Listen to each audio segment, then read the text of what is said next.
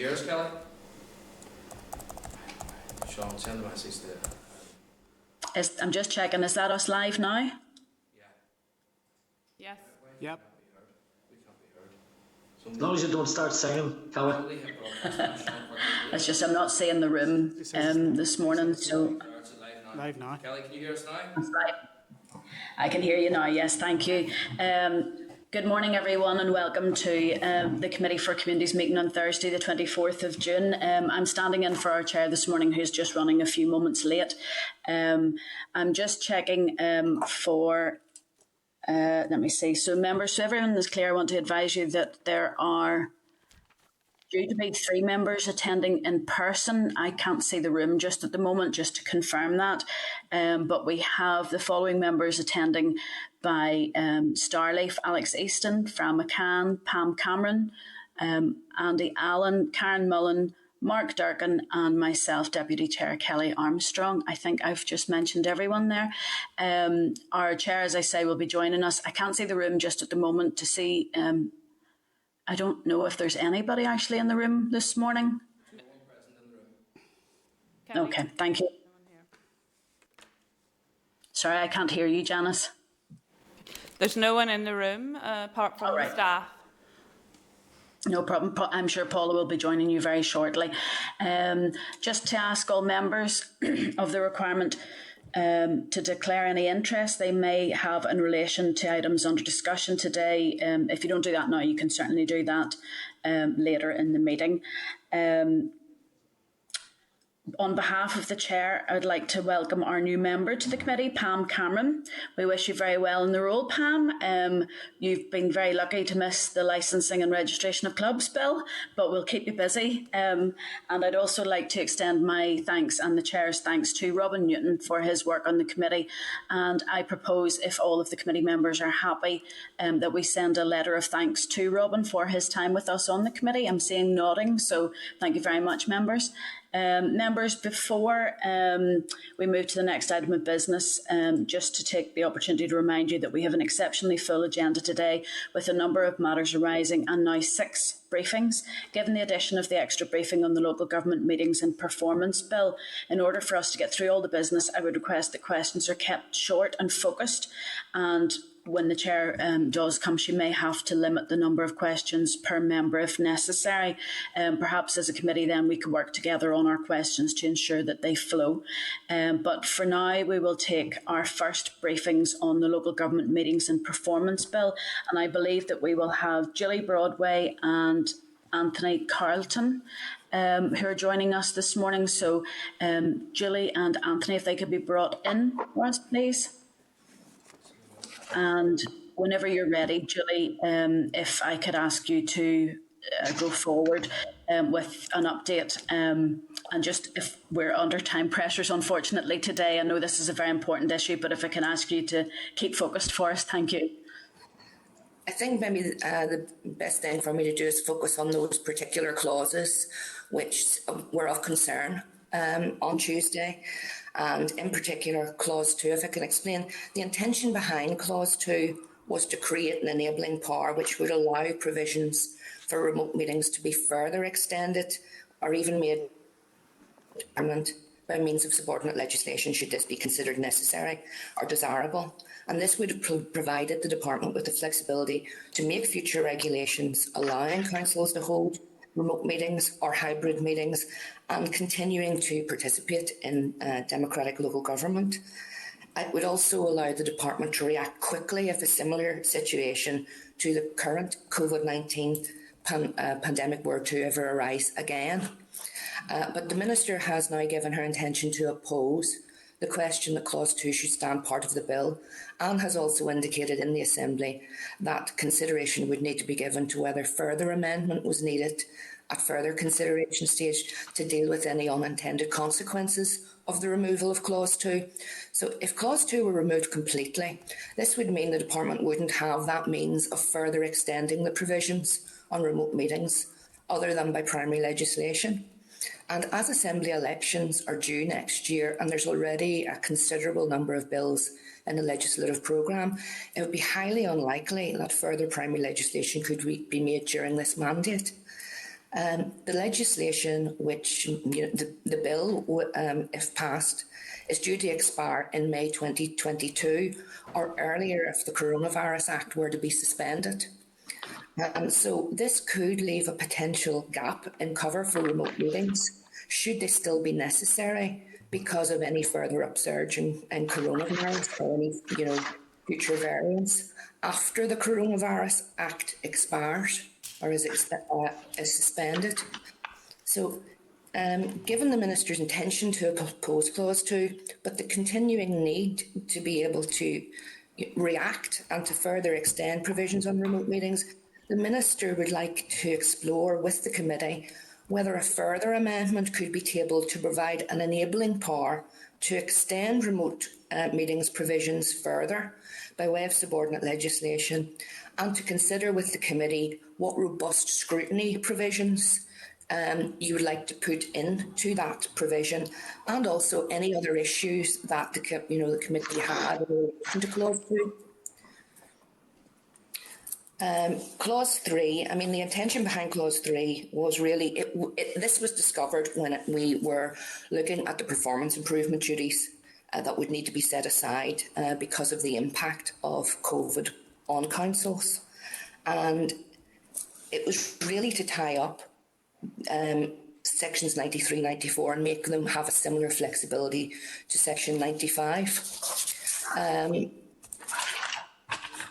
If the clause isn't agreed, removing the clause wouldn't necessarily be fatal to the bill. Essentially what we would have to do then is pick up this issue of tidying that up and also bringing forward a risk-based management of performance improvement at a later date whenever the 2014 Act is reviewed. It would just mean if it was agreed now, we would be tidying that up sooner rather than later. But I can understand members' concerns because this is one of the provisions that would be permanent, and so possibly if it needs to be put back to a future review, the Minister wouldn't have a problem with doing that. And the other issue then that there was the other clause that was an issue over was Clause 5. And that was including the enabling power to allow the Department to amend Part 12, the performance improvement duties of councils, by subordinate legislation, should this prove necessary, following further engagement with the local government sector. And if that clause is agreed, that would mean that any future impact of COVID on councils, the Department would have the ability to actually, by subordinate legislation, step in and set aside any provisions that actually could be causing problems for councils. I should stress that that provision, it only relates to the performance improvement audit of councils. It doesn't relate to the normal financial audit of councils, and the intention would that it should only be used if absolutely necessary. So really that would be an update on those three particular clauses. Happy to take questions. Thank you very much. Anthony, are you coming in too, or can we go to questions now? No, go ahead to questions, please. Thank you. Thank you very much, folks. I appreciate that the other day it was a bit of a change to the procedures. I think I can speak on behalf of all of the committee when we say we absolutely do want councils to have the ability to have the hybrid option going forward. It's vitally important while we're still in the pandemic and whatever we may face coming down the road that those councils do have that. The only thing that was of concern was what was contained within Clause 2. For instance, it stated that a minister would have the ability to decide who can vote, their speaking rights and so on, and that caused concern. In Clause 3, the ability to remove, and while you're saying it should only be used in exceptional circumstances, the ability to remove the need or the requirement for an audit. You can imagine in political circles, if you have a minister, not that I'm saying our minister would do it, but it's just hypothetical for going forward. If there is a minister who happens to be in the same party as a council that happens to have that majority of party and they're not having a great time, they could turn around and go, could we not go for our audit this year? So it's, the audit, we know the audit still has to happen. It's the publishing of it. that was concerning, and removing completely the Local Government Act, Part 12 or Clause 12 is concerned. So that's really where we were coming from the other day. But I'm going to hand over to members now just to see questions coming forward. I know that members, I'm saying here that on behalf of the committee, and I think we're all agreed on it, that councils do need to have that hybrid, and we'll work with the Minister to get that done. But it's just if there's any other issues in regards to those parts there was concerns about the other day. Andy, I'll go to you first. Thanks, Chair. I just to ask in relation to Clause 2, and I would assume that given the nature of the ability for the Minister to move quickly, negative resolution, is there any consideration of that being affirmative resolution, or is the same issues applicable in terms of the availability of the Assembly? No, we would look at all. I mean, it could be affirmative resolution or draft affirmative resolution. We would work with the committee to on what would be the appropriate level of scrutiny that the committee would consider necessary. So yes, I mean, it would be a move to, probably draft affirmative, I would say, which at the minute is the highest standard. Thanks, Julie. And was there any particular reason why the department chose negative resolution from the outset? Yes.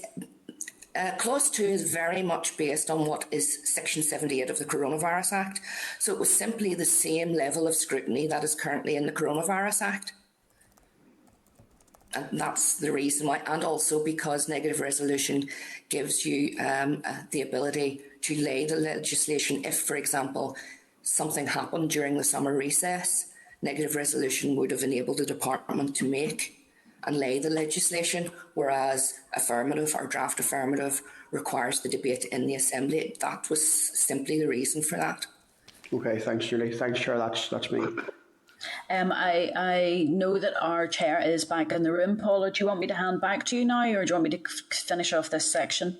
I don't mind you finishing off this section, but if I can ask a question as well, I don't mind if there's nobody else. I know there's nobody with hands up here on my screen. I know you don't get to see that.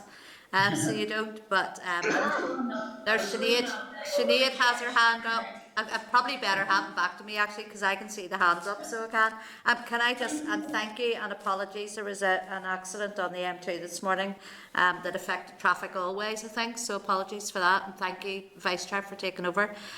It's just Julie, understand the committee's concerns, and with us not having the chance to scrutinise this bill, it became problematic whenever we started to look, especially at Clause 2. Most of us all come from a council background. We understand the autonomy of councils. We understand that councils should have that autonomy to make their own decisions, and it very much looked like that autonomy was being taken away, albeit I know that that was not the intention whenever this was being done. It's also my concern then around that Part 2 and Clause 5 as well, especially around the finance. We know over recent years there have been issues to do with finance in various councils, one especially which I'll not name, and it's just that complete oversight. So I would be worried about that as well.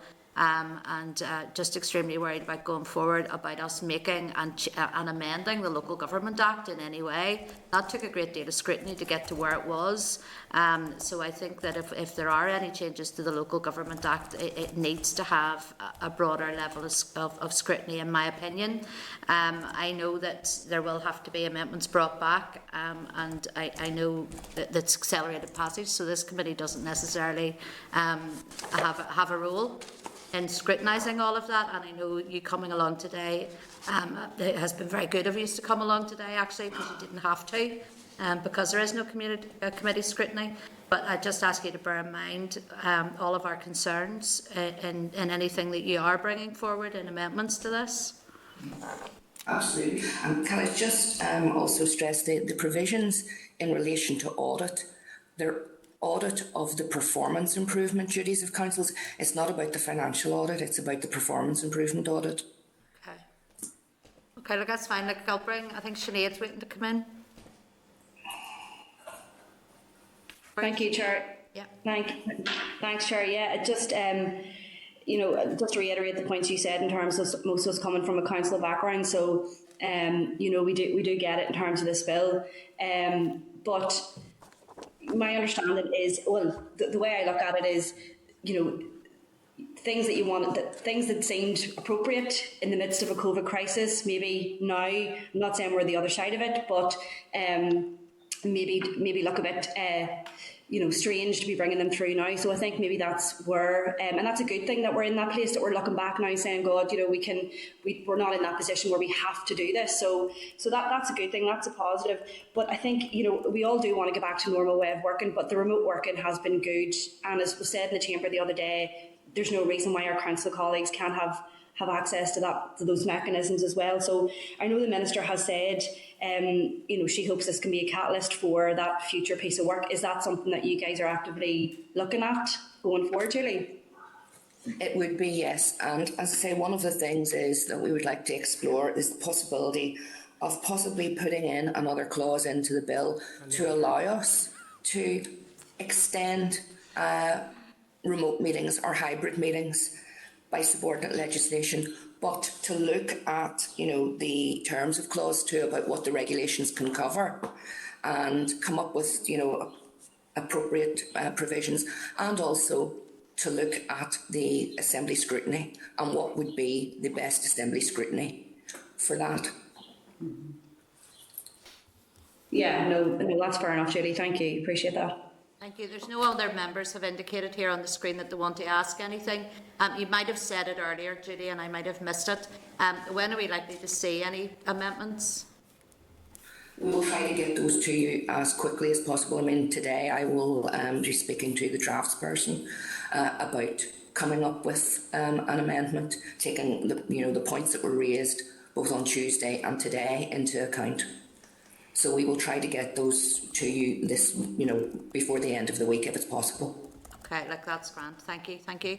Members, no one else is wishing to ask anything, so I am going to then say thank you to Julie and Anthony for this morning. So thank you very much. Thank you. Thank you. Chair, can I there was a mistake earlier. Just apologies to Sinead. I didn't have you on my screen earlier. Sinead, sorry. It's to note that Sinead is obviously present, but it's just earlier I didn't see her. It's just when we were taking the apologies earlier, Chair. I left Sinead out, and that's a terrible omission. How dare you? Shame on you. I know it's slightly Kelly. more difficult for you at home to do this than it is for me in the room, so I really do appreciate it.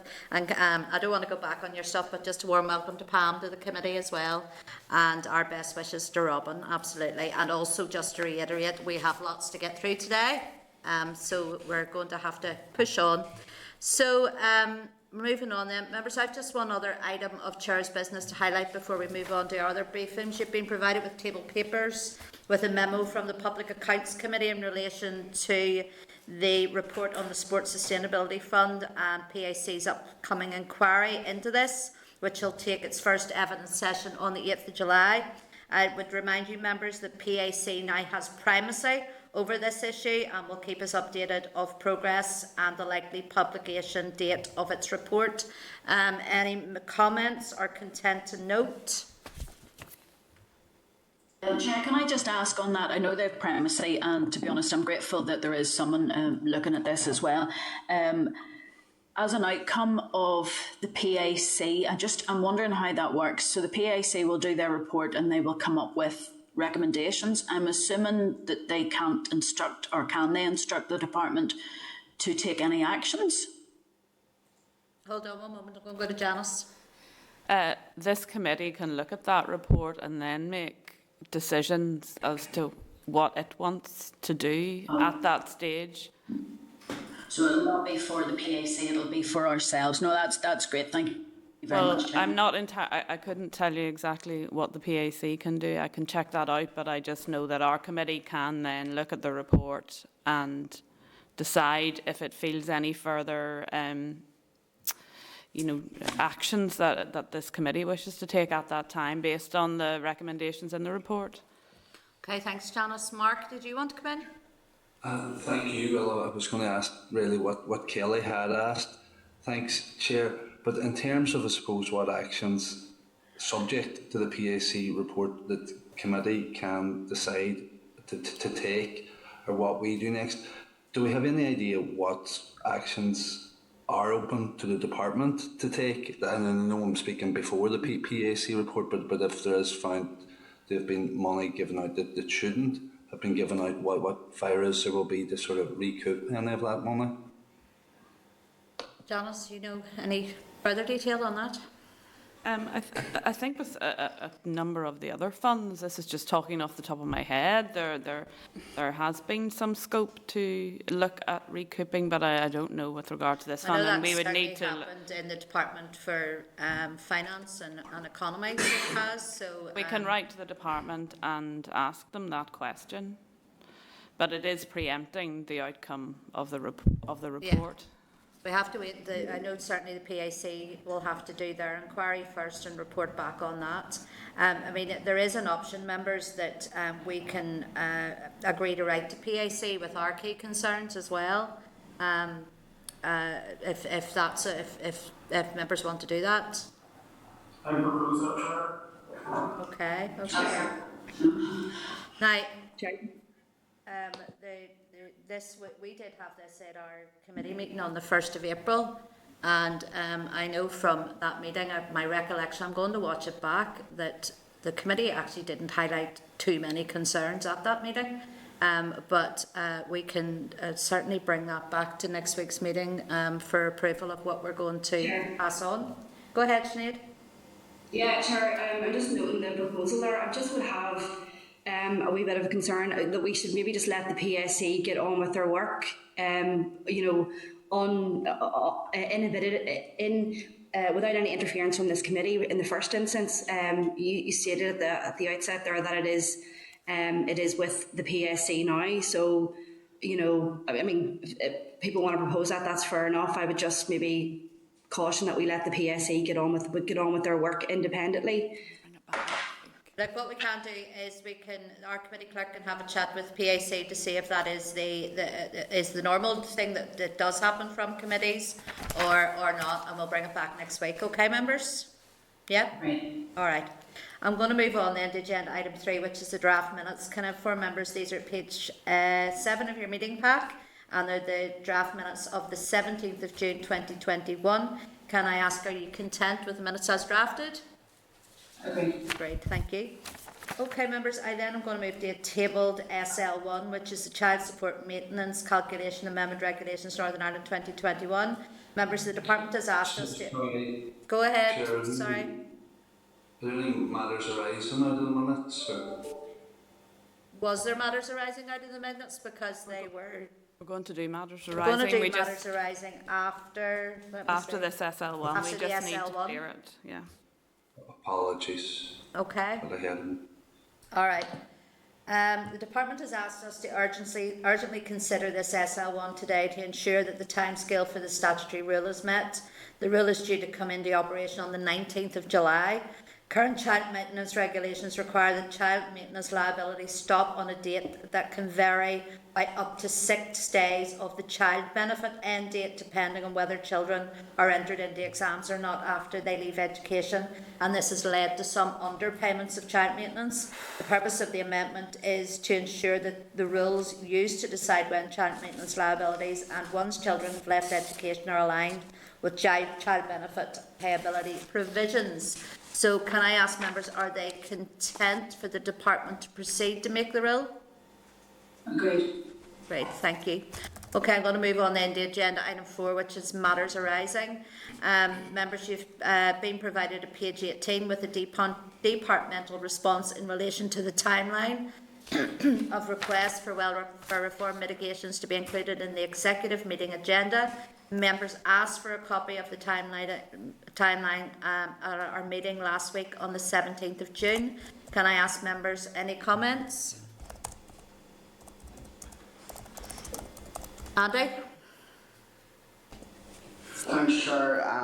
I think this just further evidences the attempts by the Minister in trying to get the welfare mitigations onto the executive table. And I think, again, we as a committee, if members are in agreement, should write to the executive and highlight our frustration that this has not come forward onto the executive agenda. I would certainly hope that it's on the agenda today. Obviously, I don't have sight of the executive agenda, but I would hope it's on there today, and it's not before long that we do see it. We did write to the Executive Office following last week's meeting and haven't received a response yet from the Executive Office. Yep, I understand the concerns there. It has been almost weekly since March that the Minister has tried to get this on the agenda. So we will try and find out where that response is from the Executive Office. Fra? Thank you very much, and I agree totally. I've raised this a number of times at committee and had suggested that we write to the executive raising our concerns. And I think as a response to that, I think the Minister was right to lay out what difficulties she has had on that, and I think we need to do whatever we can, because these are very, very important issues and trying to get them through. So I agree totally with what Andy is saying, and we need to pursue this matter. Yeah, okay, thank you. Fra, anybody else want to speak on this matter? Certainly we will ask our committee clerks to speak with the Executive Office to see when we're going to get a response on this. And we'll update members when that comes in. Members happy enough to move on. If we can turn to page 19 of your meeting pack, you'll see a response from the Minister for Health in relation to the promotion of physical activity, I can nearly speak, amongst young people. The Department for Health leads on a cross-departmental obesity prevention strategy framework, A Fitter Future for All 21-22. Within this, there are two specific outcomes in respect of children's physical activity led by the Department of Education in school and the Department for Communities out of school. The Department of Health has also worked closely with DFC in the development of the new sport and physical activity strategy for 2020-2030 and has begun to develop a refreshed 10-year obesity prevention strategy, which will align with the DFC sport and physical activity strategy. Lots of strategies there. Can I ask members, have they any comments? Are they content to note? Kelly, go ahead. Thank you, Chair. Absolutely welcome this letter through from the Minister. However, from our own Department for Communities point of view, there's a lot of funding provided to community organisations to provide youth work. I know that the Department of Education do youth services, but I'm just wondering, can we perhaps ask the Department to clarify what actions or activities do they require applicants to include that will allow children physical activity? Yep, we can certainly ask that question. Any other comments on that, or happy to go with that proposal? Yes? Okay, I'm not seeing anybody saying no, so that will be a yes. Okay, members, we'll move on then to page 21, where you'll see a ministerial response in relation to changing places. The Minister is aware that the Executive received just under £1 million of Barnett consequentials in 2020-21 as a result of the £30 million Changing Places Toilet Fund announced by the Chancellor's, or in the Chancellor's March budget. The Minister is also aware that the Finance Minister plans to launch a consultation on proposals to make it a requirement to put changing place facilities into new buildings of a certain type or size, or where relevant works are being undertaken to a building. The Department already delivers the Access and Inclusion Programme that provides capital grants towards the installation of changing places in those venues for which DFC has policy responsibility. Over the last 3 years, the programme has issued letters of offer with a total value of just on over £300,000 towards the development of 12 changing places. The 2021-22 Access and Inclusion Programme, which has a budget of £1.1 million, is currently open for applications. Well, was open until yesterday, actually, the 23rd of June. Members, any comments on that? Kelly, your hand's up. Yes, Chair, thank you very much.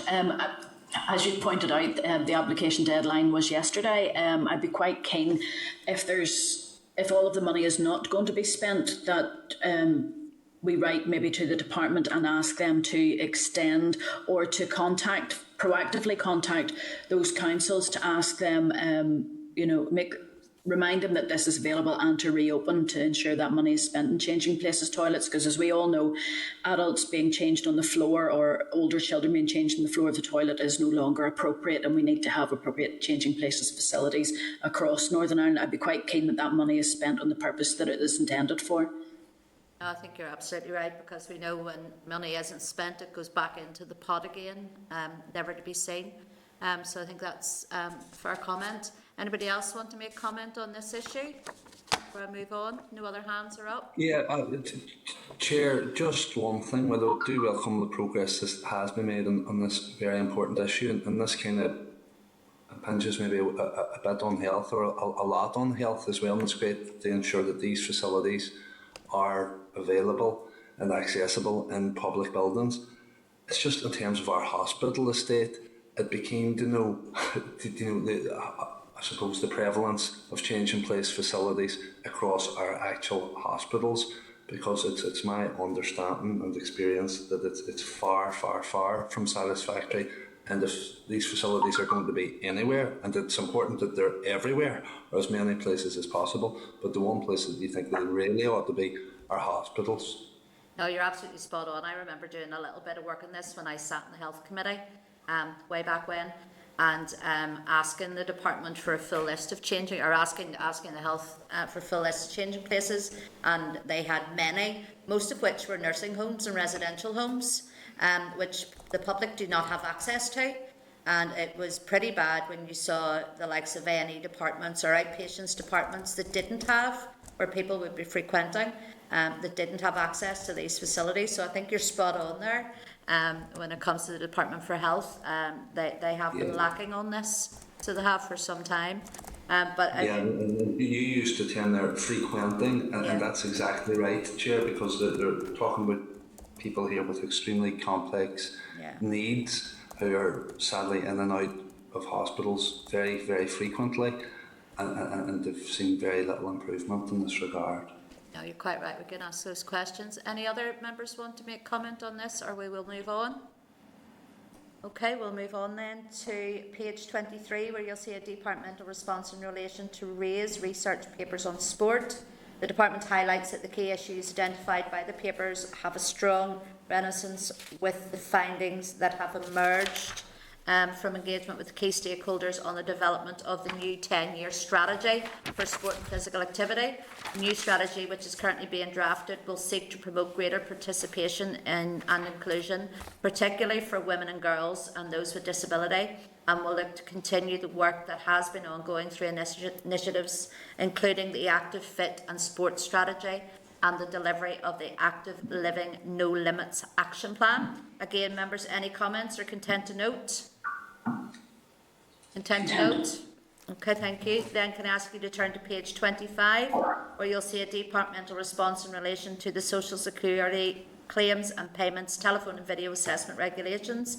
The committee had requested further information on appeals. The response advises that appeals are heard in both public and privately owned venues throughout Northern Ireland, based on the facilities available in each area. Before any venue is confirmed as suitable, the appeals service completes a health and safety risk assessment of the location and facilities. These assessments are reviewed on a regular basis. The appeals service arranges hearings at 8 different locations across Northern Ireland, and will access other venues at various locations as they become available. For example, Oma Library is currently undergoing refurbishment and will be the location for new appeals hub for west of the Ban. Courthouses are currently not available as an appeal venue, which I think we're probably all very glad to hear.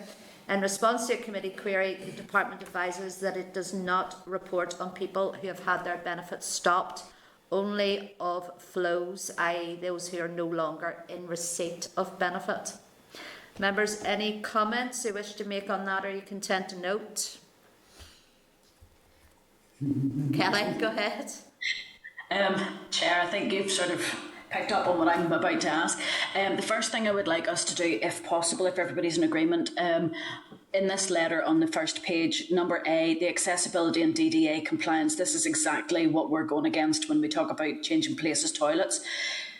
Disability discrimination does not include things like changing places toilets. I would like, if possible, because I've been asking for this for quite some time, the appeals service to provide to this committee a copy of the accessibility report or the template that they use to decide whether or not a venue is accessible. Because I know, for instance, there is an amazing accessibility officer up in the Northwest in Derry and Strabane District Council who has a template that is amazing, and I would like to be able to compare the two, given the fact that this about social security claims and payments includes PIP people. This should be very clearly spelled out and should go beyond just being compliant with the basics of the DDA. The next thing then I have is that last paragraph where the department does not report on people who've had their benefits stopped and call them offlows. Well, that's just semantics, to be quite frank. There are a number of people who are waiting on appeals who go past the 12 months and their benefits stop because the appeals are taking far, far too long. I think it's very disappointing that the department talks about these offlows. These are people, and there are people who are having money stopped because the appeal service has taken forever. So I'm disappointed with that comment coming through from the department. They should know better.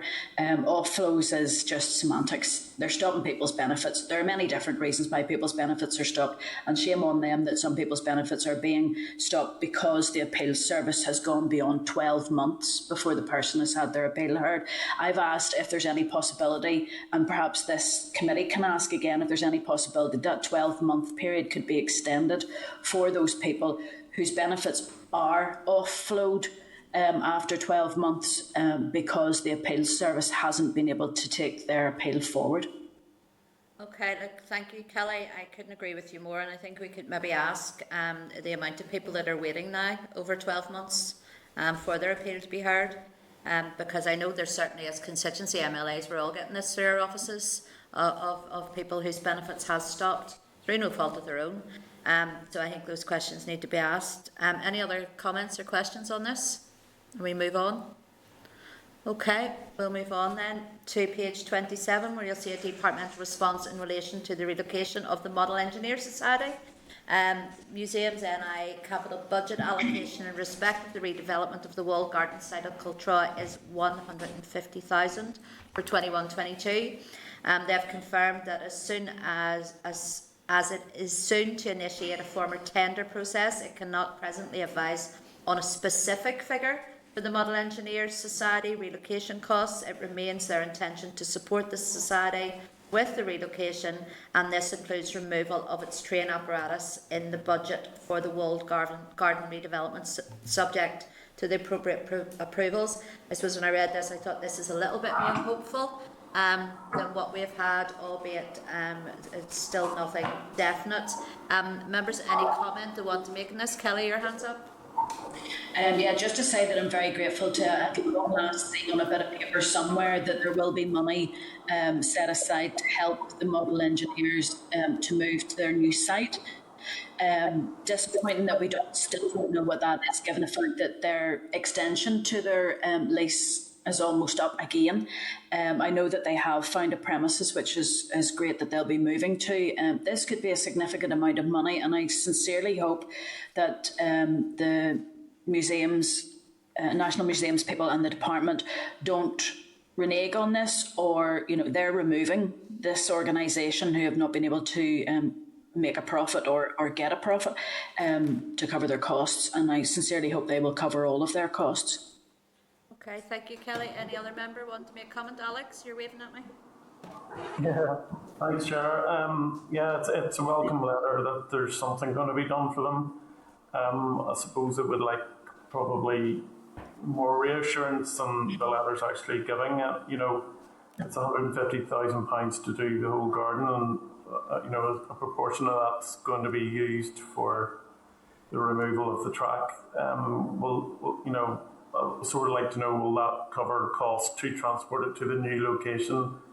Will it help towards reassembling it in the new location. So there's things like that aren't totally clear, but it's a welcome start, and I would like the committee to keep monitoring this if possible. Yeah, thanks, Alex. Yes, I don't think, I think they will continue to keep us updated. I know certainly you guys in that area as well, who are in contact with the Model Engineers Society, will certainly keep the committee updated as well on any information they're receiving. So members, if you're happy enough, we'll move on then. Just Chair, on that welcome this positive response, we don't know exactly how positive it is yet, but I suppose just to commend my committee colleagues, primarily I suppose Alex and Kelly, who've been most vociferous on this issue, and I think it's fair to say that had they not been, and all of us as a committee being supportive of their asks, that we wouldn't even have got here yet. You're 100% right, Mark, and we know that this is used by people right across Northern Ireland, you know, who have an interest in this, albeit we know it's based in that sort of North Down side of the world. But I know certainly I was being contacted by people in my own constituency who were members of this society. So yeah, I think the committee, and especially Alex and Kelly, have worked hard to get this to where it is. So we'll not let it fall off. So we won't. Members, happy enough we move on then. Okay, can I ask you then to turn to page 28, where you'll see a departmental response in relation to gender budgeting.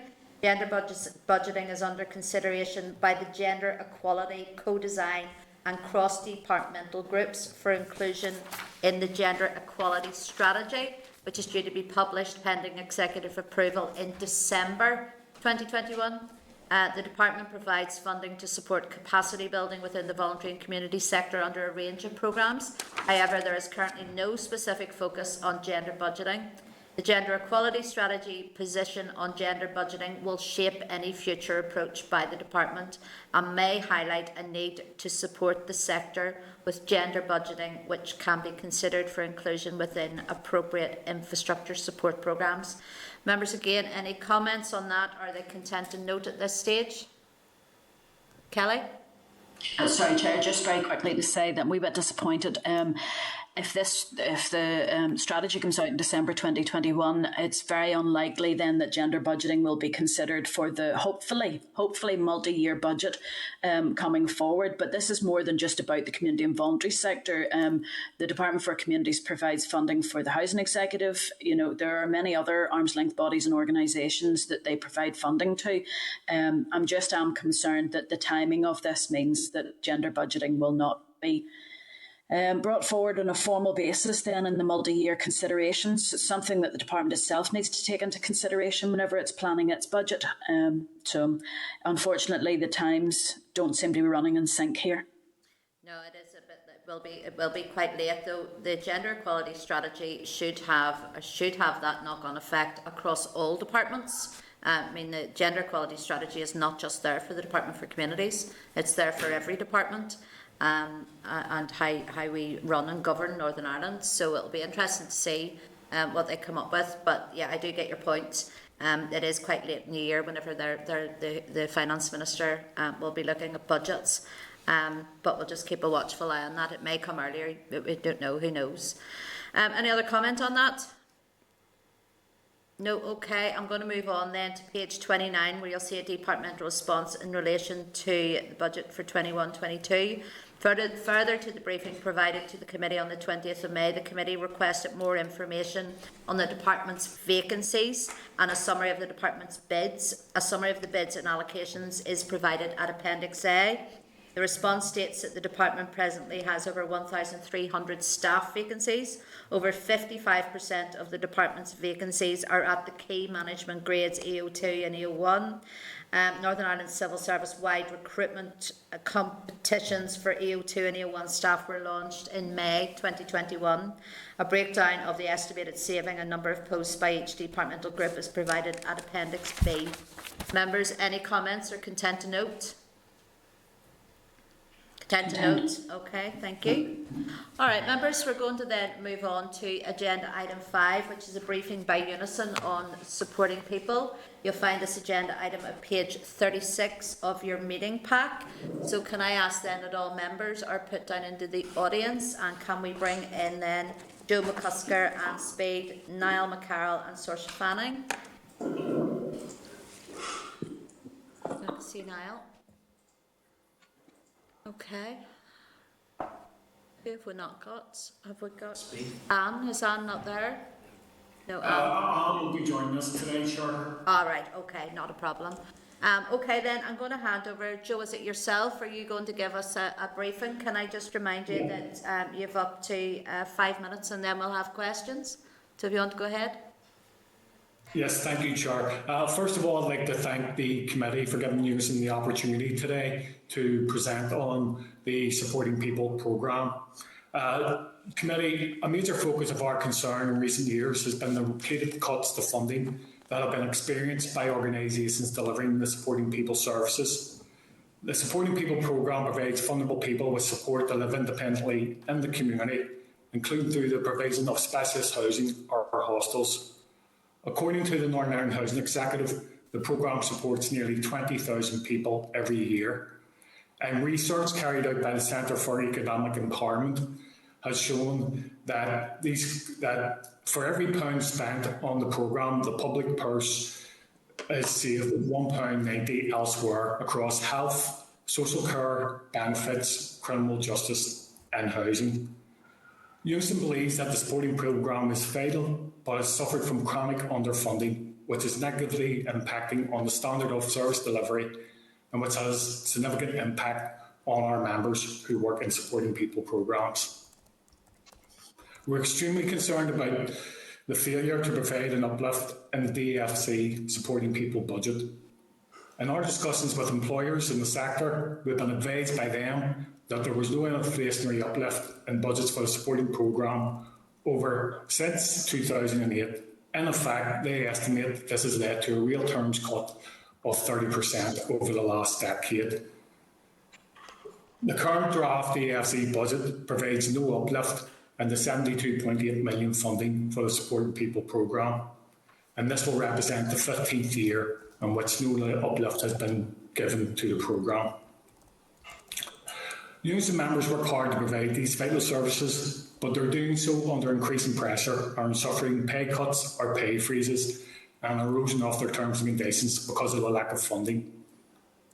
UNISON believes that vulnerable people and our members are suffering because funding is not raising to match demand and the increasing cost of providing supporting people services.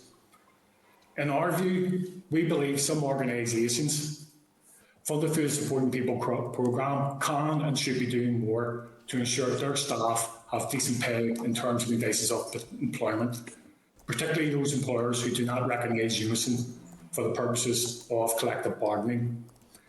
And committee, this is magnified during the COVID pandemic, which we're currently going through.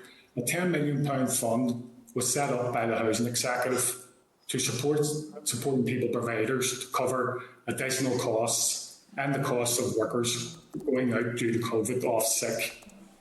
However, in our experience, we've received many calls from our workers and our members saying that when they were off due to COVID-related absence, they were receiving statutory sick pay and their full pay was not being covered. That fund was set up, and part of that £1 million fund was to cover the costs to ensure that staff weren't financially at a detriment due to being off with COVID. We contacted the Minister. The Minister's office has advised that 63 out of 77 supporting people providers claim funding from the COVID fund, which equated to around a 6.5 million spend. The question must be asked, if our members were contacting us saying that they were being put on statutory sick pay, what were these providers applying for the funding for and what costs did it cover? However, I'll move on. Since the Northern Ireland Executive was formed in January 2020, we've been raising our concerns about the Supporting People programme and the proposed introduction of a standardised rate. We met with the Minister and we raised our concerns about that. Since then, the Minister has now sought that our officials ask the Housing Executive to undertake a feasibility study on procurement models for the Supporting People programme to look at funding options outside of grant funding.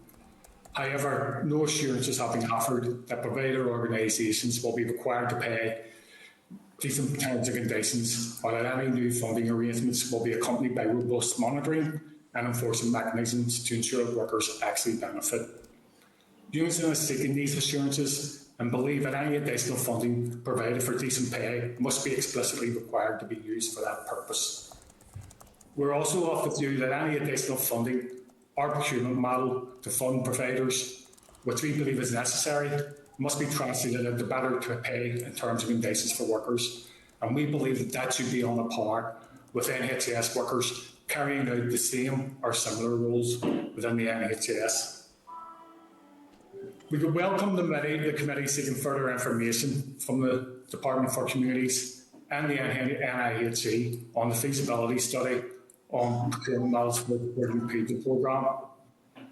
In summary, we would ask the Department for Communities to act to ensure that additional and adequate funding for the Supporting People programme, that workers' rights and protections are paramount to delivering the programme, pay, terms and conditions of workers equivalent to NHS agenda for change is standard in any future model of procurement and contracts to providers, and that robust monitoring and enforcement mechanisms are in place to ensure compliance with funding requirements by providers.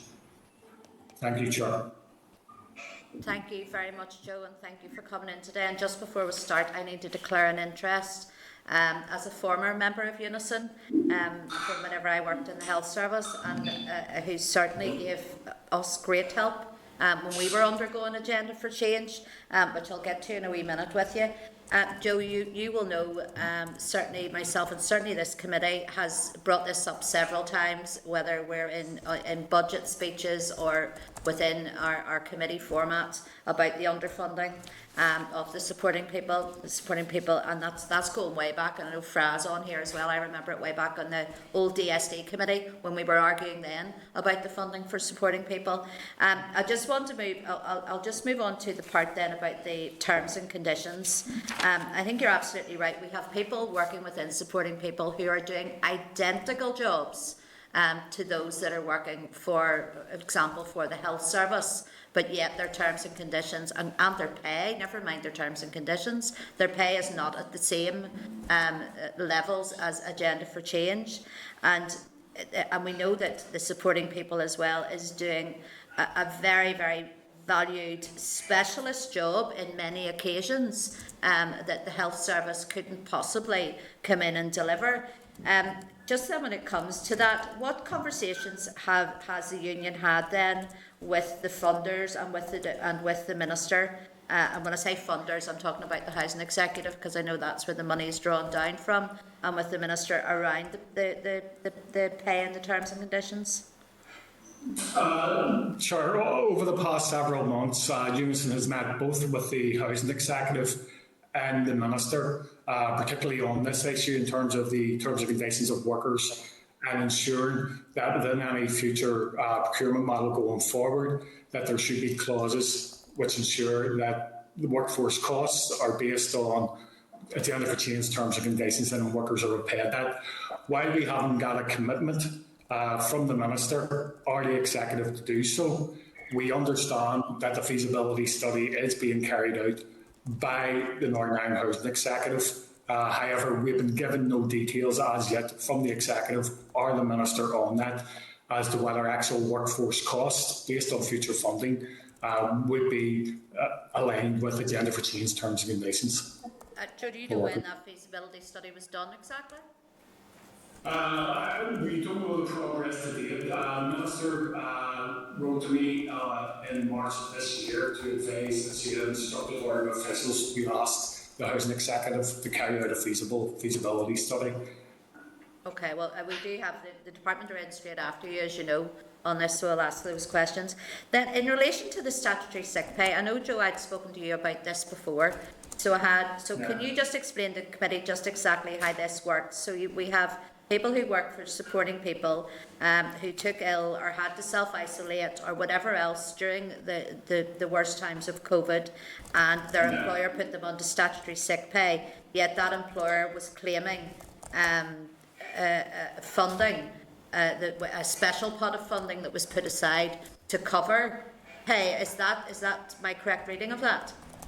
Yeah, what information we have is that the 10 million COVID fund, part of that fund was for employers to access it to cover any cost of employees who were out due to COVID-related absence, where they could top up their salaries to full pay. We can only speak from our experience in terms of we have members contacting us, hundreds of members contacting us, seeking financial support because their employer had put them out on statutory sick pay. We have no information, despite asking the Minister, in terms of what employers applied to the fund and what they actually used those costs for. Okay, well then that's certainly something I think that the committee can ask that question as well, as to which employers applied for that, and was that used to pay the gap in the pay costs there as well. What I would say, sure, in terms of organisations where UNISON had recognition agreements, the employers did top up their salaries to full pay. Okay. So, I mean, we know it's not everybody. We know that this is likely to be a small amount of people. And then just on the back of that as well, then, Joe, what has it been like to retain staff within the supporting people sector? We know that for many of those people that work in that, they could quite easily get jobs within the health, within the statutory sector. To the good. So have you seen, because of these lack of uplifts in salary and the lack of parity when it comes to people doing the same job in the statutory sector, have we seen a decrease in staff employment numbers? Indeed we have. With the employers that I have met over the past several months, their biggest issue has been the recruitment and retention of staff. What they are telling us is that staff are starting to leave the service because of the poor terms and conditions, and some are actually seeking work in the health service. Some, because of the demography of the workforce within supporting people, are deciding to retire just on the basis that they cannot work for the terms and conditions that they're on and the challenges and the complex needs that they're dealing with. I met with an employer last Friday and they are having great difficulties recruiting staff. They have a load of vacancies, and the double impact of that is that they're now having to spend money and getting agency workers in, which costs more to cover vacancies because they can't recruit. And that's the reality of all of this. If we're not paying staff the proper salary for the job that they're doing and not giving them those terms and conditions, we're going to lose them, absolutely. And that's just human nature. That's what anybody would do in those circumstances. So I think there are lots of questions that the committee can forward on. Certainly, following this briefing, can further on to the department. I've got several hands up. I've got Fra, then Mark, and then Karen. So I'm going to go to Fra first.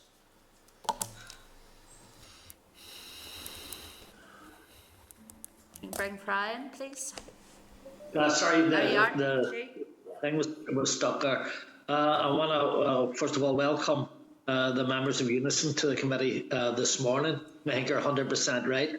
That over the years, that yourself and myself and others have robustly challenged senior departmental figures and ministers and the whole question of supporting people. I think that it's an absolute disgrace that over those years because the people weren't getting an uplift, it was effectively a large cut in their services, and many organisations were on the verge or went out of business because they couldn't get it. I do think all the questions that Joe has raised and that you've responded to, that we should read off and seek answers to, we're getting a briefing later on Neighbourhood Renewal, and there are another section of employees that are treated rather shabbily. In fact, many of them haven't got any. I think the vast majority haven't got any pensions. They have had no raises also. So there's a lot of work to do. But I have to say that in the present minister, our whole ethos is in and around making life better for people in over this thing. She's totally committed to supporting people. She's totally committed to making changes in neighbourhood renewal. So, Joe, I think you're knocking on an open door with this minister, because that's our whole background and our purpose near enough for being.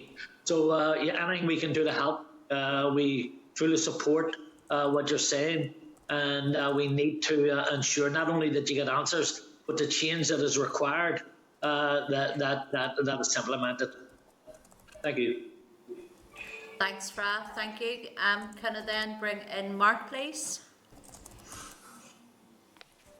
Thank you, Chair, and thanks to Joe, and welcome to his comrades from UNISON there. Chair, you'll know, members will know I'm not prone to regurgitation, but I do think it's vitally important that we're all on record here as articulating our support for these people who support some of our most vulnerable people. The fact that we're here like 15 years later and there's been no increase in funding, no increase in pay, no improvement in conditions is absolutely shameful. I mean, because while there's no increase, Joe has outlined quite clearly there's in real terms been a massive decrease. Now, I wonder, Joe, has there been work done to demonstrate the increase in workload and the demand and during that period as well? Now, I don't have those figures. I may have seen them before. I just know from my own experience on the ground, speaking to the providers and workers and carers, that their experience would suggest to me that the demand is going through the roof, demand for the services and demands on them as individuals. You shouldn't have to demonstrate this, but it certainly will be helpful to us in terms of articulating or amplifying our arguments, because this issue has been brought up for years, but the funding hasn't been brought up in years. Fair pay is essential. I mean, the fact is, you couldn't pay people to do a lot of these vital jobs, and at times very dangerous jobs, and you guys and the people you're representing just cannot be taken for granted.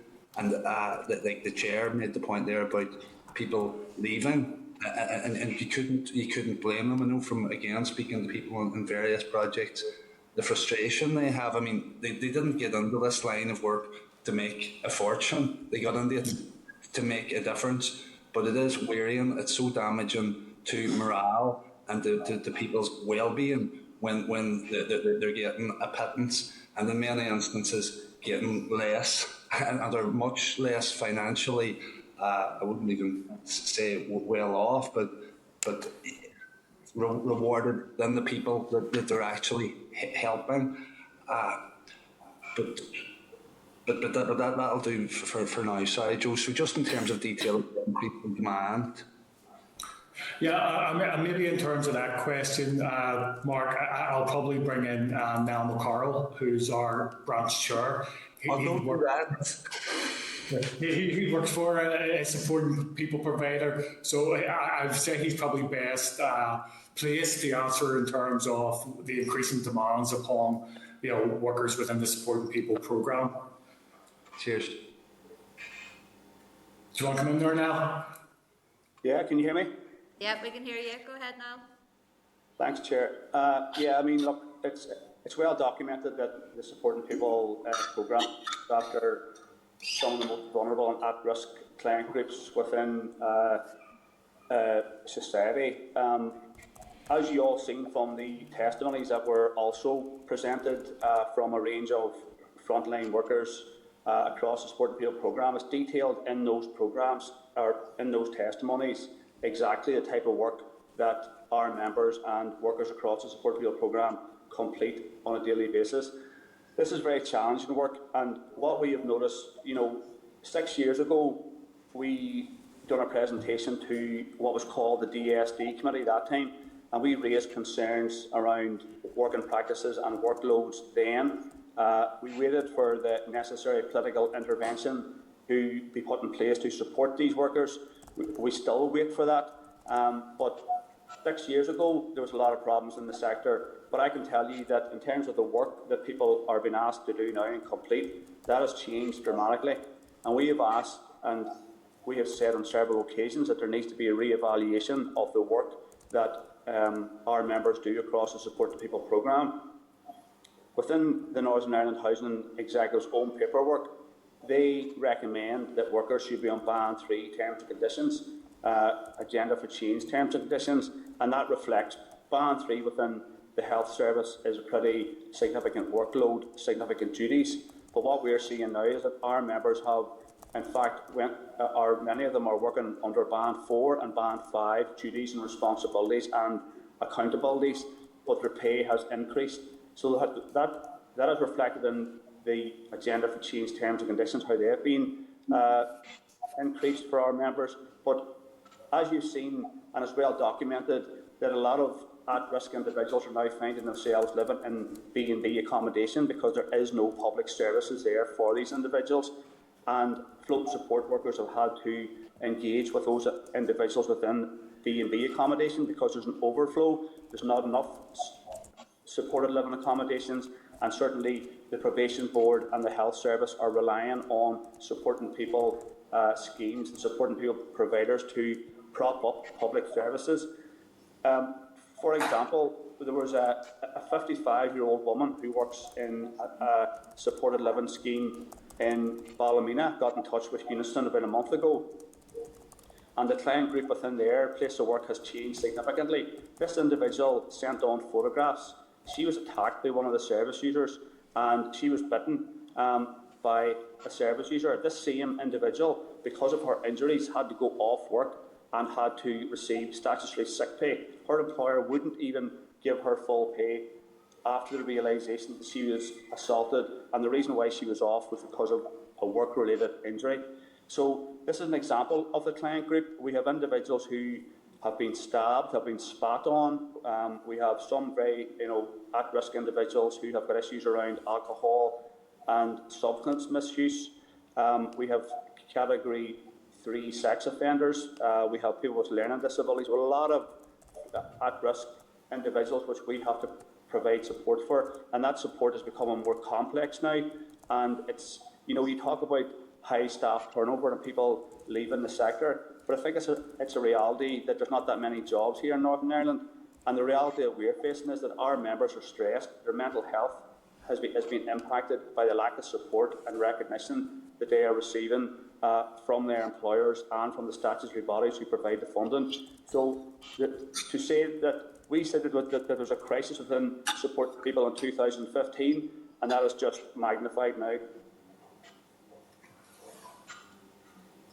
Thank you, Niall. And in terms of this year's budget, I know now there's been a COVID bid accepted, albeit a reduced one on last year, and I know we're going to ask further questions on that, as are yourselves. But was the intention behind that bid to address some of these historic pay issues, and had it been approved by the Finance Minister or the Executive, how far would it have gone in doing so? I mean, like I wondered in the committee, and we'll probably flesh it out, or other members might, what we can do to push this issue more, other than standing up every time there's a budget and saying how this needs done. Should we be writing to the Minister and to the Executive, supporting the Minister for bids in future monitoring round? Because, I mean, investment in this service, this is a service supporting people it actually saves a lot of money to the public purse, but much more importantly than that, it saves lives as well. I think the problem, Mark, the problem is within the current funding stream, and one of the biggest concerns or issues that we have as a trade, who represent over 2,000 members who work in the Supporting People programme, is that whenever we raise with the Housing Executive, Mark, or the Department, they say that it's not a matter for them to interfere or intervene when it comes to organisations setting terms and conditions of employment. That's for each independent boards to do that. But in our experience, now we're not talking about all the employers, but in saying that, you could count the decent good employers in one hand, and I think there's over 80 providers who work within the Supporting People programme. So you can count within your one hand the organisations that do recognise and value their staff, and those organisations also have a respect for trade unions and invite trade unions in the door. But our biggest concern is, Mark, that there's not a social clause built into the funding that stipulates that, you know, if you want to receive supporting people funding, what we want to see is that standard sick pay across all the providers, doesn't matter where you work, what the organisation is. It's the same that if you're a cleaner or a porter in Alton Galvin Hospital in Derry, or you're a cleaner and a porter in the Royal Hospital in Belfast, you'll get the same terms and conditions. It doesn't matter where you work, but we find across employer to employer that it's not working, that it's up to individual organisations to choose what they pay their staff. And what we're finding across a lot of these organisations, Mark, is that there's significantly high, excessive people getting significant salaries and also terms and conditions of employment, which the frontline staff don't get. And typically, what we're experiencing as a trade union, in terms of how the funding works, if you work in the head office, or you're a manager, or you're a CEO, you'll get 6 months full sick pay, and you'll get a pretty good salary. But if you're a frontline worker, working, for example, in the House in the Wells in Derry, or in a project similar to that in Belfast, you'll get 1 week sick pay, and that is not acceptable. Now, the issue is, it's not about the funding. The housing executives say that they recommend that frontline staff should be in receipt of Band 3 terms and conditions of employment. So if they're saying that, within the current funding stream, that can be met, but it's not being met. So the issue is, what we'd like to see is that there's a social clause built into the funding before it's sent to these organisations, and it's stipulated what the terms and conditions should be. That's the solution. No, I can maybe come in, Mark. I think in terms of, now that the executive is looking at procurement models and the funding is being looked at, there was a review carried out of the Supporting People programme in 2015. The failure of that was there was a lack of engagement with trade unions on that, and there was a lack of taking into account the workforce costs of the programme when the review was carried out in 2015. And that's why we're in a position today whereby terms and conditions haven't improved for workers. So in terms of going forward, in terms of funding and funding models, what we're saying as UNISON is that any funding formula or model must take into account the workforce costs of providing the service. Those workforce costs should be based on agenda for change terms and conditions, because these workers do the same or identical roles as people in the health service. And then in terms of that should be built into the funding contracts with the providers to provide those terms and conditions, and that there should be enforcement mechanisms and monitoring mechanisms for providers who fail to provide the agenda for change terms and conditions. Yeah, and just in terms of the terms and conditions, I suppose, while there's those inconsistencies across or between organisations in terms of what they offer or provide for staff, and that's unpalatable. The fact that there's inconsistencies within organisations is just completely unacceptable. But thank you, guys. Thank you. Yeah, could I maybe suggest bringing in Saoirse Fanning at this stage? Saoirse's here as a worker who works for a Supporting People provider, and maybe just hear her personal testimony, and we can take questions after that. Okay, go ahead, Saoirse. Thank you, Chair, and I'd like to thank you for inviting us to attend today. I'm the Joint Branch Secretary for the UNISON Community and Voluntary Branch, and a member of the UNISON NEC, and also a frontline worker supporting adults with learning disabilities. I understand firsthand the issues and difficulties that our members face across the community and voluntary sector, particularly within the Supporting People programme. Within my own employment, we provide all aspects of support and care, including personal care, medication, cleaning, laundry, cooking, contact between clients and their families, medical appointments, managing finances, personal shopping, emotional support, and liaising with other professionals. Also any other duties that our employer deems necessary. Our clients rely on us for all aspects of their daily lives. We provide community care and support to promote independence for vulnerable at-risk individuals. The jobs we complete have been outsourced and privatised to the detriment of the workers, yet Supporting People programme workers remain dedicated and turn up every day to ensure that the clients they care and support are protected and supported to the highest standards. Within Supporting People funded projects, there could be one person completing all the jobs listed above and more, sometimes on single cover or short-staffed. This is in comparison to our counterparts in the Health and Social Care Trusts, where different roles and responsibilities are spread over numerous staff. This is how it should be done and reflects best practice. Within Supporting People funded projects, more forensic clients are being placed in the community settings. The staff are not being provided with the support and training to provide the appropriate and adequate support to these service users. Some of these service users are high risk, not only to the other service users within the projects, but also to staff in the wider community. Trying to mitigate the risk as much as possible is very difficult when you are not provided with adequate support and training. There is also a lack of information provided by the statutory bodies, such as the Health and Social Care Trust and Probation Services, who make referrals to supported living schemes. There are significant differences between how workers in the Supporting People funded jobs and Health and Social Care Trust jobs are remunerated for their work. Within Health and Social Care Trusts, staff are on agenda for change pay rates and receive incremental pay. Receive pay enhancements for unsociable hours, night work and weekend work. Receive 6 months full pay and 6 months half pay. Receive enhanced maternity, and their employer automatically recognises trade unions and has a working relationship with trade unions. Within Supporting People funded employers, very few workers receive above statutory sick pay. Most frontline staff receive minimum wage or just above minimum wage. Very few staff receive pay enhancement for unsociable hours, night work and weekend work.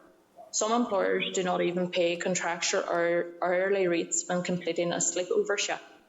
Very few employers provide enhanced maternity pay, and also very few employers recognise trade unions. The fact of the matter is that Supporting People funded employers are receiving millions of pounds of public money every year, and no one from the Northern Ireland Housing Executive or the Department for Communities appears to be concerned that the frontline workers are not being respected or treated with the same rights and respect as their counterparts in the NHS. There need to be stipulations in the funding. Workers' rights and protections should be paramount to delivering the programme. Pay terms and conditions equivalent to NHS Agenda for Change is standard in any future model of procurement and contract to providers. Without improved protections for workers, the Department of Community is failing workers across the Supporting People programme, and this is leading to good, highly qualified staff leaving the job they love, which in turn lead to lack of continuity of care to the service users we support. Frontline Supporting People funded workers cannot be seen as a working poor anymore or taken for granted. Society and the lives of those we support would be significantly worse off without us providing these vital services. I would like to read some short paragraphs from personal statements we have received from our members who work within Supporting People funded employers. At the minute, we have a lady with a serious mental health problem. She's been having suicidal thoughts a lot. Police have attended due to the level of concern and support required. We are alone working at night, and we are not trained to deal with this situation. I work with clients with very complex needs. Residents have regular incidents. In the most recent one, a client threw a microwave, a kettle and smashed a glass globe. The bathroom door was also pulled off the hinges. Staff were assaulted. They were punched and their hair pulled. We do not receive sick pay if we are injured and have to take time off to recover. When I presented for shift, while checking on residents the first thing in the morning, I found a lady deceased in her bed. I followed policy and procedures, performed duties and completed all tasks required in this event. I performed these with dignity and respect. When all carried out, I then crumbled and broke down because in a supported living setting, you become very attached to the residents. It's like losing a loved one. When I went to seek support, none was given, and I was told that I had other residents to care for and I had to complete an 11-hour shift feeling numb. This is only a small snapshot of daily working for our members. Our members were at breaking point before COVID-19 and they have well past that point now. The Department for Communities and the Northern Ireland Housing Sector can no longer say that it is up to the boards of Supporting People funded organisations to set the terms and conditions for their employees. The money they receive is public money and they should be scrutinised and monitored more. Supporting People funded employers need to be held more accountable on how they distribute public money and how they value essential frontline workers. Frontline workers should not have to use food banks because they cannot afford to eat. They should not have to seek help and support from charities because their supporting people funded employer does not pay them adequately or provide adequate terms and conditions. They should not be going into rent arrears because they were injured at their work and they do not receive adequate sick pay. They should not be working 2 jobs to make ends meet, and they should not be treated like second-class citizens anymore. Thank you, Chair. Thank you, Saoirse. That really did hit it home, and I know we have the confidential paper that we received as well. I absolutely get it. I remember being part of the agenda for change and the people moving over, because I worked for the health service then, and you know, just one thing like money handling could have put someone up an extra band, and you know, and you've just went into great detail there of the amount of personal work that people do. I don't know if you could, just want to ask a quick question, and I know that we're under major time pressures here today and have 2 members still to come in. Under supporting people, you may well have within some of those organisations the likes of a social worker being paid or an occupational therapist. Do they fall under those same terms and conditions, or because they're higher bands, are they treated slightly better, or just by the by, I'm asking that? Within organisations, the different organisations structure their workforce differently. So you may have in some organisations a support worker, a senior support worker, or someone who's called a senior practitioner. There will be a differential in terms of the level of pay they will receive, but it still falls far below what someone would get working in the health service in the same role. Okay, no, look, thank you for that. I think there is a lot of digging that this committee will want to do after this briefing, but I'm going to move swiftly on because, well, as I say, we're under major time constraints today. I've got Karen and then I've got Kelly, so if we can bring Karen in, please. Thank you, Chair. And firstly, I want to declare an interest as being a member of SIP2, long-term member. Firstly, I want to thank Joe, Niall and Saoirse for coming today. I've been working with Niall in the past for too many years on this topic, and I suppose you're sitting here again listening to how it is exacerbated over the many years it's there, and it's totally unacceptable. I think, Niall, I was part of that presentation 6 years ago. You just reminded me in terms of it. But particularly I want to thank Saoirse for giving her own personal story there, because it just highlights that it's not a job, it's a vocation. Because if it was a job, Saoirse, you would have left a long time ago, and you could earn probably more money in a less stressful environment, and you've represented many, many workers here today and the experiences they're going through. So I want to thank you for that, Saoirse. I want to commend all the staff and supporting people for the hard work that they do, and they work with the most vulnerable in our society, and Niall outlined it there. We are seeing all those increases in terms of pressures around emergency accommodation, and particularly over this last year in COVID, and how people have been very, very vulnerable and how staff have had to go in and support them. So we're seeing that as well. I suppose it's just totally not acceptable to hear there, particularly over the COVID period, that staff did not receive sick pay, were put on statutory sick pay when the department gave organisations that funding that would have been expected. So that is something I suppose we'll be following up after this as well. And to hear that there's good organisations out there that can do this, so we know that it can be done. But I suppose I just wanted to come on and know that Minister Nicolan in December had asked the Housing Executive to carry out a revised 3-year supporting people strategy to be developed in partnership and co-design with the sector, and that model is to include a fair salary for employees as well. I know that I met with the Housing Executive this week. I know that that's to come out hopefully in the next couple of weeks, and that work is being endorsed by Minister Hargey as well, who I know is very, very committed to making improvements across the sector. I know Fra touched there on Neighbourhood Renewal, who are in a similar position. But Joe, I just wanted to ask you, in terms of that review that's happening, in terms of the strategy, is UNISON involved in it? No, we have asked to be involved in it, but we've had no engagement from the housing executive as yet. We have met with the housing executive on numerous occasions. We've asked them to engage with us, but we've had no engagement from the housing executive, which has been disappointing. Right. Thank you for that, Joe, and that is something else we will follow up on as well. Just want to thank you again for coming in. I know we're under pressure for time, but thank you once again for coming in. Thank you, Chair. Thank you, Karen. Can we go then to Kelly, please? Thank you very much, Chair, and thank you very much, Joe, Niall and Saoirse. Saoirse, as Karen has just said, thank you very much for your testimony.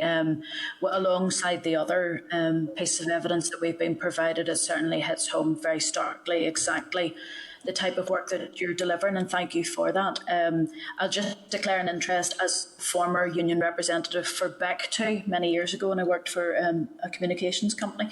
Guys, there is a question I would like to ask you with regards to UNISON, and thank you for the work that you're doing to try to protect workers. Obviously, when we talk about the type of work that supporting people provides is an extension of government's care in the community commitments. And we have all known that care in the community is, instead of providing what it was supposed to do, which is care in the community, all it has done is underinvested in those people who need our support. So I'm actually wondering if there's a different tact has been used. I'm just thinking about ways that we can help to support duty of care. Now, under a duty of care, not only to employees who are delivering services, but also those people who are in receipt of those services. And I'm just wondering, under a duty of care, has that ever been taken into consideration? Does the contract or the grant that you guys are provided, does it dictate or determine the level of training or specific skill set that people like Saoirse and other co-workers of hers have to have in order to support those people in the community? The short answer to that is no. There is a lack of requirement in terms of the skill set of the workforce, the qualifications of the workforce. What I can say in terms of the current workforce, they are highly dedicated. Yeah, they are very much, work on the job, gain their experience on the job, and they're very good at it. But there's very little recognition in terms of the skills and the abilities that they apply in their roles. Yeah, thank you. This is something that is coming down quite clearly. It applies to carers, family carers and friend carers. It comes to yourselves that there is this absolute lack of awareness of the level of skills that you guys have. And because there's that lack of awareness, then there's nobody actually looking at, if you were to equate this to somebody within the public sector, what would the pay be like? And to be honest, it's not just letting down workers in supporting people, it's actually letting down the people that you're there to help. Now, I know, having worked in the community and voluntary sector for nearly 2 decades, staff and supporting people who are employed in supporting people will always go that one step further, that 10 steps further in order to help people. And to be honest, I think this is where government's depending. So where the government has turned around and has said that the budget has been protected, again, it's semantics. The budget has been frozen, and it's been frozen for years, with the result that services may well be restricted or reduced.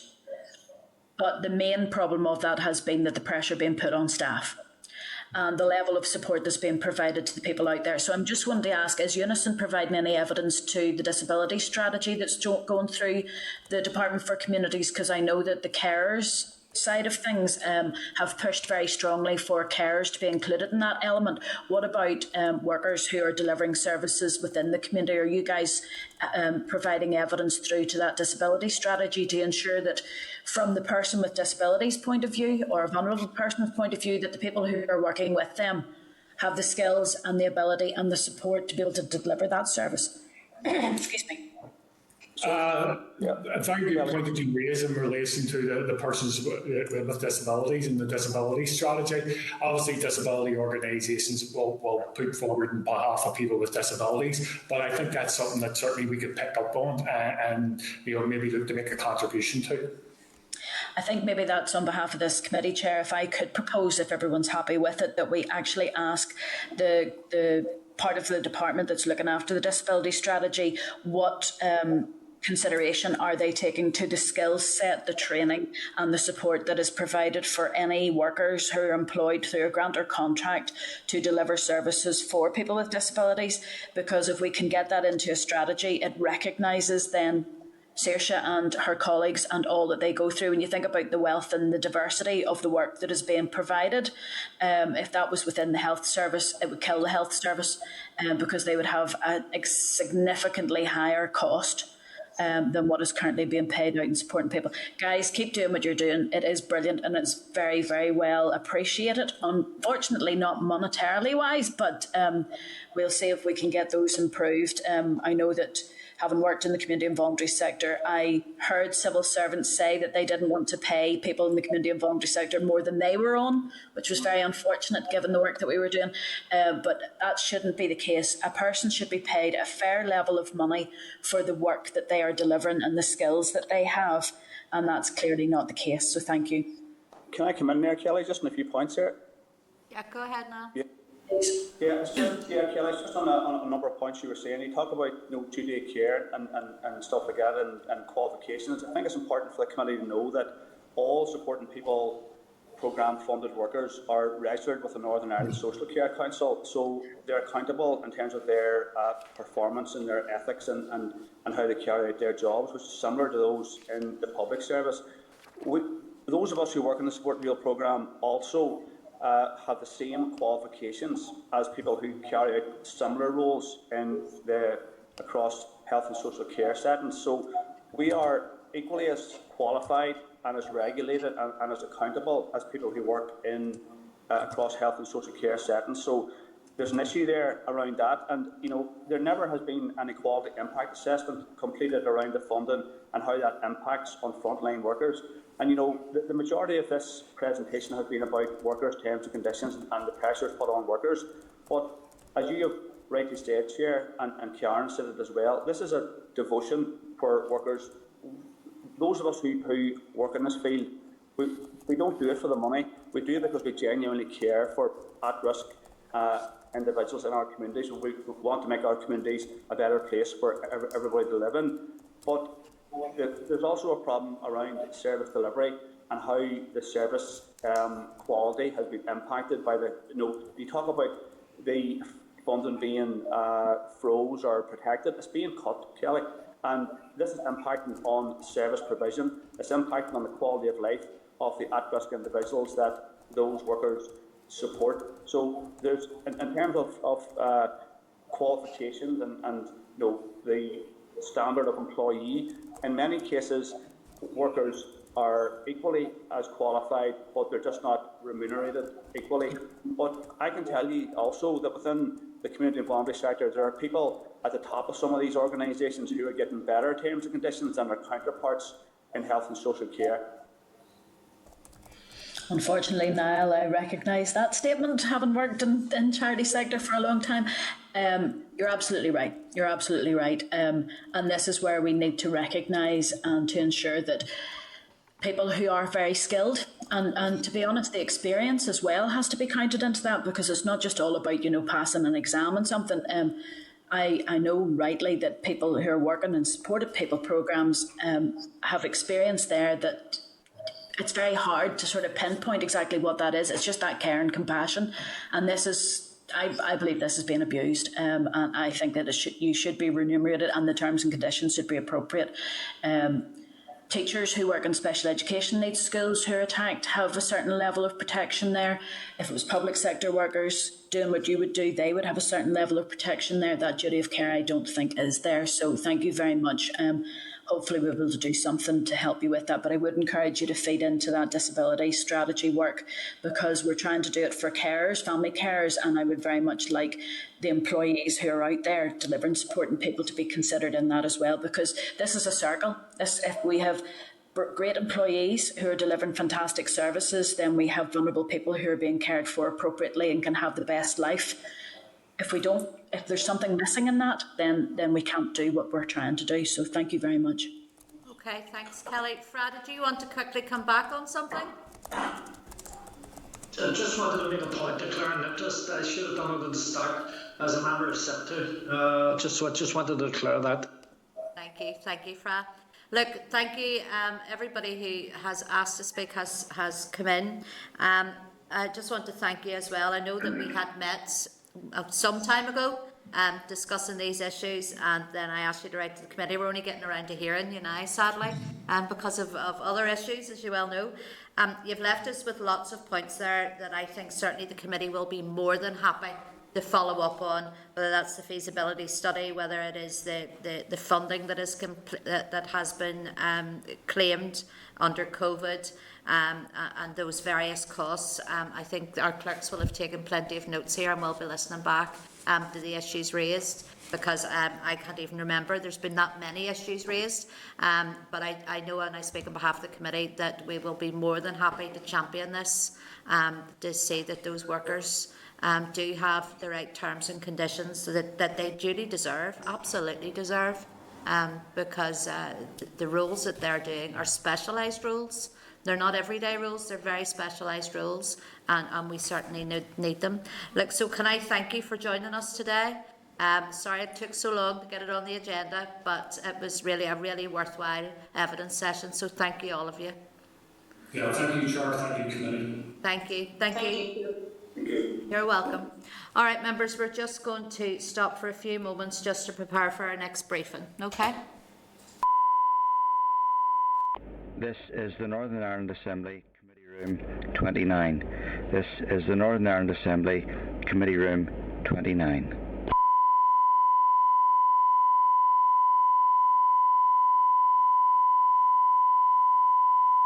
This is the Northern Ireland Assembly, Committee Room 29. This is the Northern Ireland Assembly, Committee Room 29.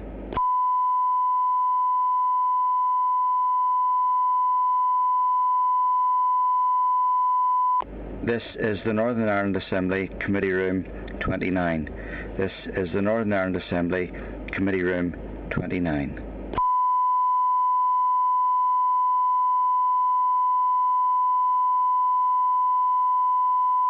This is the Northern Ireland Assembly, Committee Room 29. This is the Northern Ireland Assembly, Committee Room 29.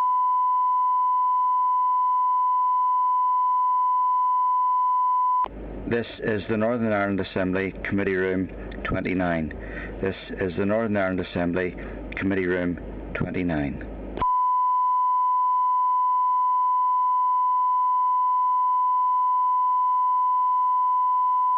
This is the Northern Ireland Assembly, Committee Room 29. This is the Northern Ireland Assembly, Committee Room 29.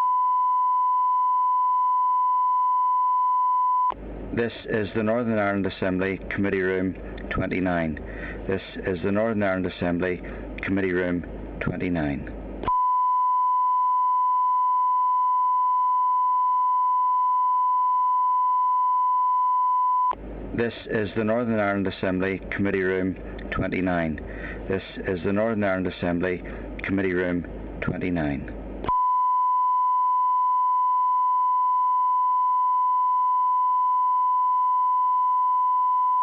This is the Northern Ireland Assembly, Committee Room 29.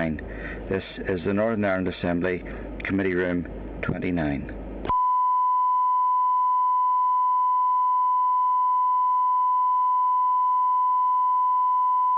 This is the Northern Ireland Assembly, Committee Room 29. This is the Northern Ireland Assembly, Committee Room 29.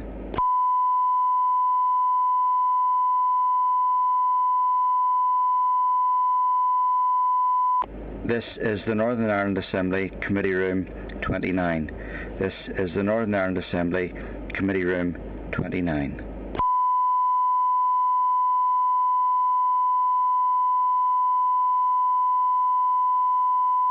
This is the Northern Ireland Assembly, Committee Room 29. This is the Northern Ireland Assembly, Committee Room 29.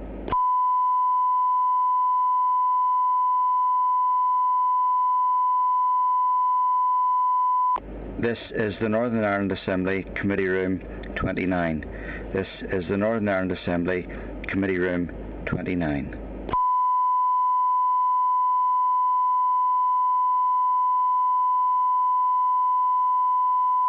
This is the Northern Ireland Assembly Committee Room 29. This is the Northern Ireland Assembly Committee Room 29.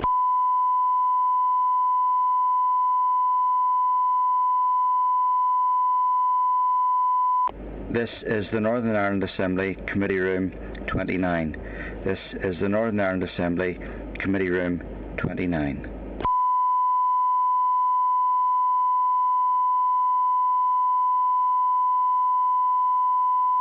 This is the Northern Ireland Assembly Committee Room 29. This is the Northern Ireland Assembly Committee Room 29.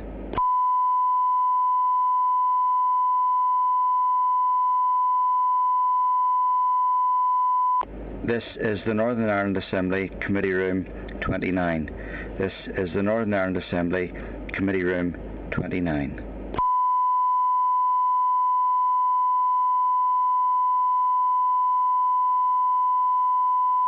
This is the Northern Ireland Assembly Committee Room 29. This is the Northern Ireland Assembly Committee Room 29. Okay, we're moving on then to agenda item 6, which is a departmental briefing on supporting people. Members shall find this agenda item at page 44 of your meeting pack. And then can I welcome to the meeting Eloise Brown, Martin McDermott and Alistair Mawhinney. So we'll bring you in. There we go, yous are all in. Yous are all very welcome to the committee. Eloise, I think it's yourself that's going to brief us. I will do, yes, thank you, Chair. I'll give some brief opening remarks because the committee have heard a lot already and I'm sure they'll have a lot of questions. But I'll run through just very briefly some things that will hopefully cover some of the issues that have been raised. You're aware, obviously, of the context of supporting people. We have 86 service providers within the programme, doing a very diverse range of work, a mixture of accommodation-based services and floating support. Just over five.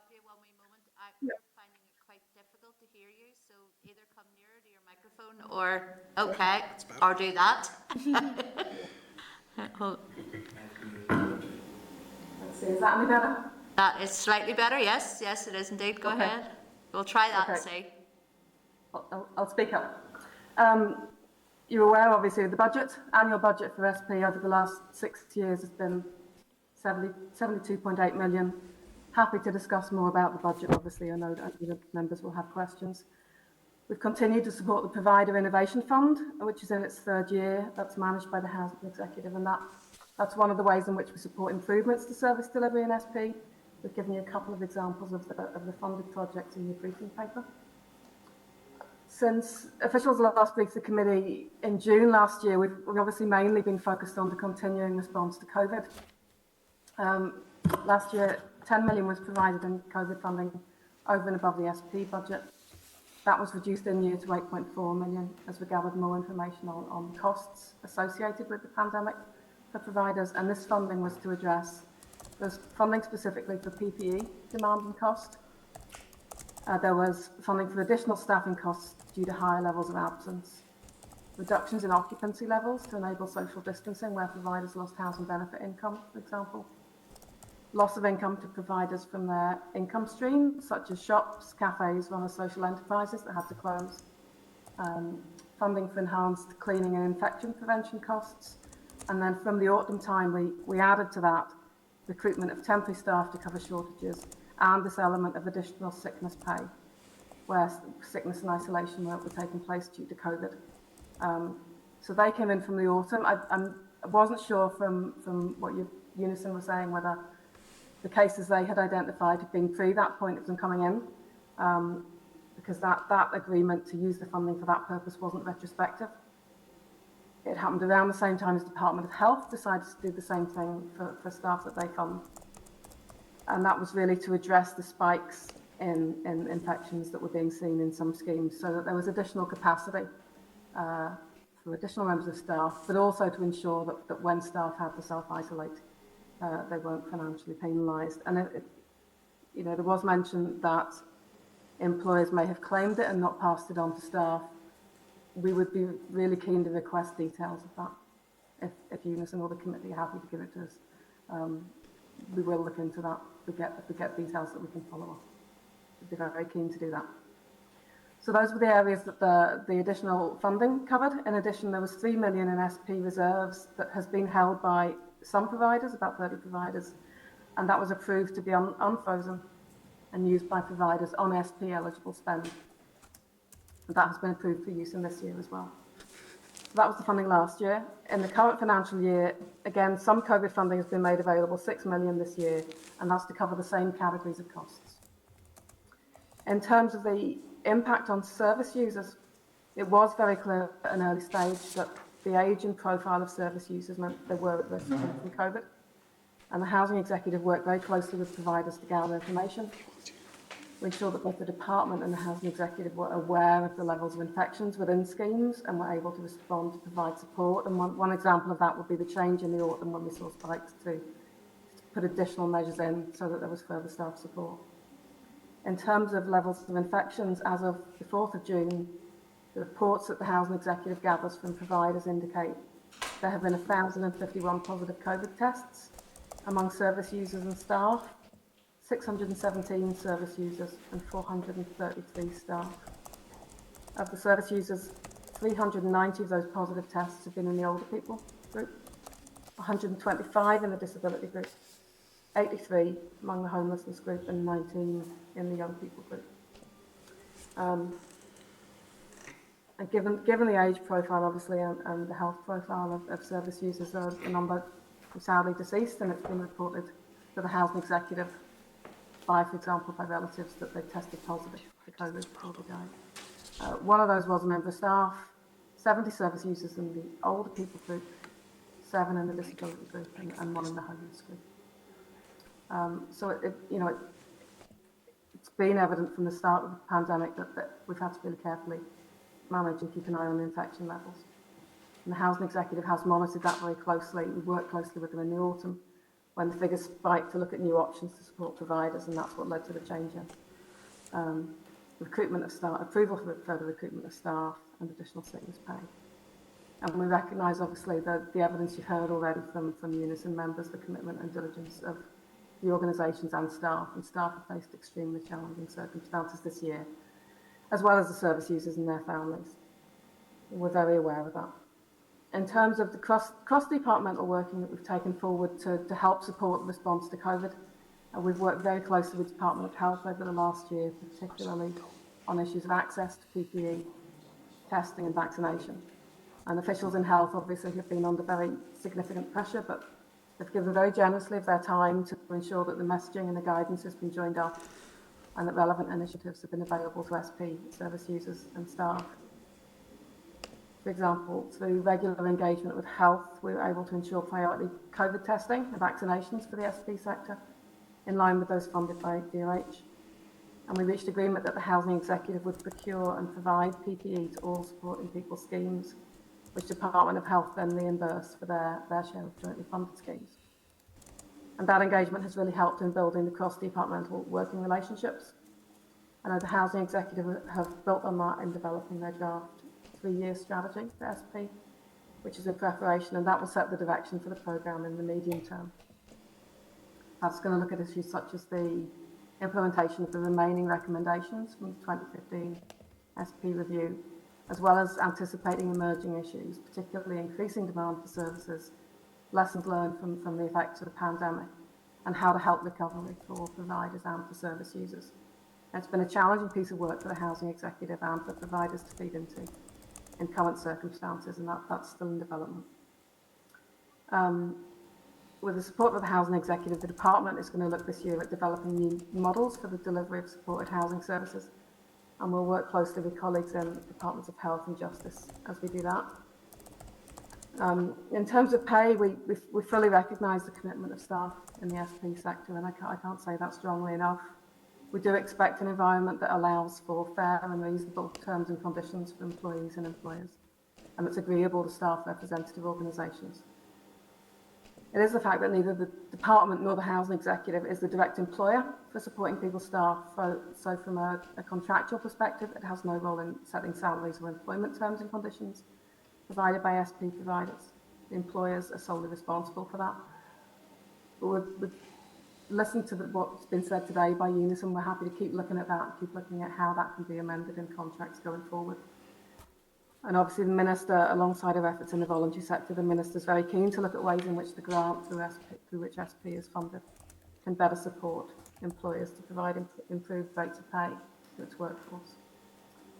In terms of work on funding flexibilities, that has been ongoing as well, how procurement might be used, and the Housing Executive have been taking that forward, again under quite a bit of pressure in terms of the immediate COVID response, but it is making headway. That's a very, very quick summary of what the department wanted to say. We're happy to take questions and obviously come back to the issues that UNISON raised if members wish to do that. Okay, Eloise, thank you. I know for some members they find it, I don't know whether it's your microphone or whether it's our system, it was just very difficult to hear at times, but I think I picked up most of it today. You know, you've heard it from this committee so many times about the underfunding within supporting people. So I'm not going to go over it again. Though just to ask about, you had said in your paper that important lessons have been learned from the pandemic, and how this was reducing the strain on the health service. So do you think there needs to be more recognition from the Department of Health when it comes to supporting people? I remember those conversations taken back in the place in the old DSD committee maybe 7, 8, 9 years ago around supporting people, and why was supporting people being funded from this department and not funded through other department or through the health department predominantly. Because quite a lot of it is health aligned, not all of it, but quite a lot of it is health aligned. So it's just around that, do we need to see the Department of Health step up some more when it comes to this funding? And then just really all of those issues that UNISON raises about the feasibility study. Can you tell me where that feasibility study as well is sitting at the minute? It is in draft within the Housing Executive, so we expect it will be available soon. I don't know if Alistair wants to say a little bit more about that. Okay. Alistair, you're on silent. Hi. Right, yes, you now. Thank you. Yes, the feasibility report is underway. It was a two-stage report looking at a scoping sector in the first instance, and that has been completed, and we've moved to the final section of the feasibility report, which is now in final draft and should be considered by the executive team in the next month. Okay, so we should have that then, certainly for coming back in September. Yes. Okay. The other issue then, just around where the UNISON had made the claim about the funding that was made available through COVID for those organisations who had staff going off on long-term or going off on sick or having to isolate. I mean that is really quite shocking. If that money was being claimed by the employers and not being passed down to staff, have you heard anything around that? Do you know any more information on that? We haven't heard any details of that, Chair. No, certainly we will look into it. If we have enough detail that we can follow it up, we will certainly follow it up. I can guarantee that. We'd be very keen to have more details on that. Okay, and just that issue then around the Department of Health and the supporting people. How do you see that going forward? Will there, has there been conversations with Health again around this? I know this was, as I said, back 7, 8 years ago, these conversations were going on and arguments about who should be funding supporting people. Okay, we haven't had discussions about crossover funding. Yeah. But we do meet with Health either on a weekly or fortnightly basis. We meet regularly and have met over the last year, fortnightly, to keep an eye on those things that are very similar. Certainly, part of the persuasiveness of the argument for the 10 million that we got, which was urgently needed for providers and staff, was based very much on that argument that if there isn't proper control and proper support within SP, the impact of that will be felt in health. And that argument was accepted, and we'll keep making that argument because it is clear that there's a very close link. We've worked very closely with Health in terms of getting guidance out, in terms of access to testing, ensuring that SP staff get access to vaccinations. All of those things we're keen to keep in step with, the point that UNISON made earlier, that in some ways the work is very similar. And where the work is similar, people should be treated the same way, and that's what we could try to do with those interventions over the last year, to accept that actually in many cases where people are working alongside each other, doing similar jobs, if the work's similar, then there should be similar access to support and testing and those other actions that we put in place. I mean, I absolutely agree 100% with what UNISON said when it came around to the workers' pay and terms and conditions, and they had mentioned then that this was, part of the tendering process. So there is a responsibility there that the department do have when it comes to that tendering process to look to see are these workers being treated differently to other workers within any of our statutory sectors. So I suppose I'll leave that with you as the department to ask that certainly that becomes one of the criteria when you're looking at tendering, just around terms and conditions for staff. But I'm going to bring in members. Kelly has her hand up. Can I ask other members if they could put their hand up now, because it gives me an idea of time scales just. So Kelly. Thank you very much all. It's very appreciated for your update. I just wanted to, I know we're tight for time, so I'll not take too long. Can I just double check on this issue of communities and health?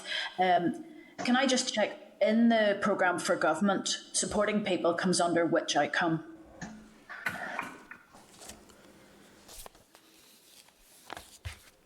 I wouldn't have that off the top of my head, I'm afraid. It's obviously a priority for the department. It's in the departmental business plan.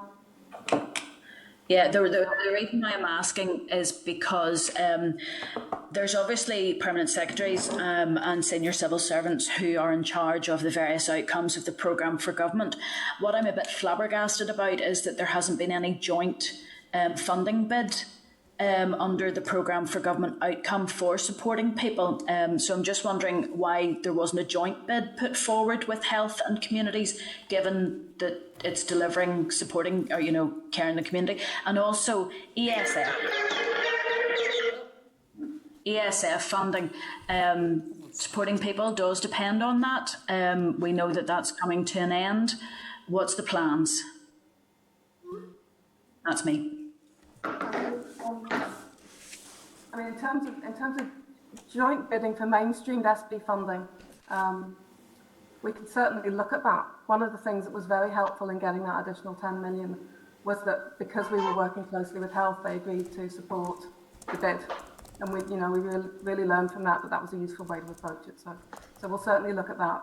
I might hand over to Alistair if that's all right for your second question on ESF. Yes. Alistair, would you be able to come in there? ESF, if it's social fund, it's not part of our main funding that comes in from the department. We get funded 72.8 million from DFC, so ESF isn't part of the funding that I look after. All right, okay, because I was under the impression that some of the providers for supporting people were concerned that ESF funding, when that European Social Fund disappears, that would have an implication for them. So it's not through yourselves? It's not through ourselves. Okay. It may be the services they deliver that aren't supporting people services, Kelly. It may just be that they have other work that they do that they receive ESF money for, and I think that there is a lot of complexity and diversity in the sector, I think, that quite often we may not be aware of because we're just pushing out and supporting people out and off. Okay, thank you. Okay, thanks, Kelly. Can I bring in Karen, please? Thank you, Chair. Mine's is just going to be very brief because Eloise has come in and answered and clarified there, but also confirmed that they are willing to go back and speak to UNISON and pick up on any of those outstanding cases and come back to follow that through as well. So that's really been covered, and I just wanted to say that. Thank you, Eloise, for your presentation. Okay, thank you. There's no other member has identified here on the screen that they want to come in and ask anything further. I suppose it's just then just further on from that, just to say that the committee, you did listen in, you were listening into the UNISON brief, so you know that the committee will be taking forward quite a lot of what we heard and questions. I would imagine that pretty much then, if we do get that feasibility study, we'll get that in the summertime for coming back in September. and also answers to many of the questions that we will have. So I would say it'll be after recess, we'll be looking for another supporting people update then, because it's an issue that has been going on for some time, and UNISON did write to us some time ago, but because of COVID we couldn't get them in any sooner. But I think these issues that they have raised are not issues that are going to go away, and they're issues that need dealt with pretty quickly. Because we are going to see a constant drain and loss of staff within that sector, and the impact that will have most certainly on health will be catastrophic. So look, thank you for joining us today, and we will pick up with you again after recess on some of the issues that have been highlighted today. We'll hopefully have those answers and be able to move forward with some positivity, all being well, come September time. So thank you for your time today. Thank you. Thank you. Thank you. Okay, members, we're going to then move on to agenda item 7, which is a departmental briefing on neighbourhood renewal. You'll find this at page 53 of your pack. So can I welcome then to the meeting David Sales, Colette Toman, Jean McAnulty, Gerard Murray and John Burns. You are all very welcome. Where are you there? Hold on, we've got David there. David, yes, I think you're on your own. I have deserted me, I have deserted you. I think after we deserted you last week, you're now deserting us. So you are. We can, I suppose, I don't know whether we move slightly quicker then through that than what we'd anticipated. We can actually wait a moment on to see if we can get them in, and we can move on then to our correspondence, couldn't we? David, we'll put you back in the audience while we try and find out where your colleagues are. No problem. So don't go anywhere. Don't leave us. And we'll just move on then to agenda item 10. If members can follow me now to agenda item 10, which is correspondence. Members, the correspondence memos at page 123 of your pack. I want to draw your attention to page 125, which is a letter from the Belfast Metropolitan Residents Group in relation to the lot scheme. Members, we brought this forward last week, and I think it was Kelly, you had asked us if we could bring it forward this week, or bring it back again this week. Can I just ask Oliver, can you bring all the members in, just so we go through the correspondence memo? There, we're all coming back in again. Cheers are. There you go. So what they were asking was for us to endorse the report and recommend to the Minister that the Department integrates a lot scheme into its town and city centre regeneration package. Members, I need to get some sort of steer from members on this as to what way they want to take this forward. If anybody wants to say anything, Kelly? Yeah, Chair, to be honest, I agree with this. We know that the Minister has said on a couple of occasions that the living over the shop scheme isn't something that she's bringing forward. But the only thing I would add to what we're being asked is it's not just towns and city centres. We need to consider rural towns as well, which is going to tie into our neighbourhood renewal that was coming up, because there are definitely areas within rural smaller towns that have space above shops, that if we want to encourage people into more centralised living together, as we think about reducing the dependence on cars and travel, it's something that we should certainly consider. But I'm up for sending this forward to ask the Minister, but I'm just concerned that up until now the lots scheme hasn't been being taken forward by the Department. Okay, thank you, Kelly. Frad, do you want to come in there? Sure, just to hang in. I remember the whole discussion and debate around the lot scheme got back a number of years, and I think at that stage we had supported the thing and wished it well. I think that when speaking in the Assembly there a few months ago on this, I'd raised the issue that there is a huge review going on by the Department, or there has been, and including the future of the likes of the Housing Executive and others, that would develop the strategy for the future. And I said then, and I still believe it, whilst I've nothing really against it, that everything has to be part of that strategy. So the very element of housing has been taken into consideration when it's been moved forward. Thank you. Yeah, thank you, Fra. I think I would be happy to send this on to the department in looking at how we take forward our housing and our housing structures here in Northern Ireland.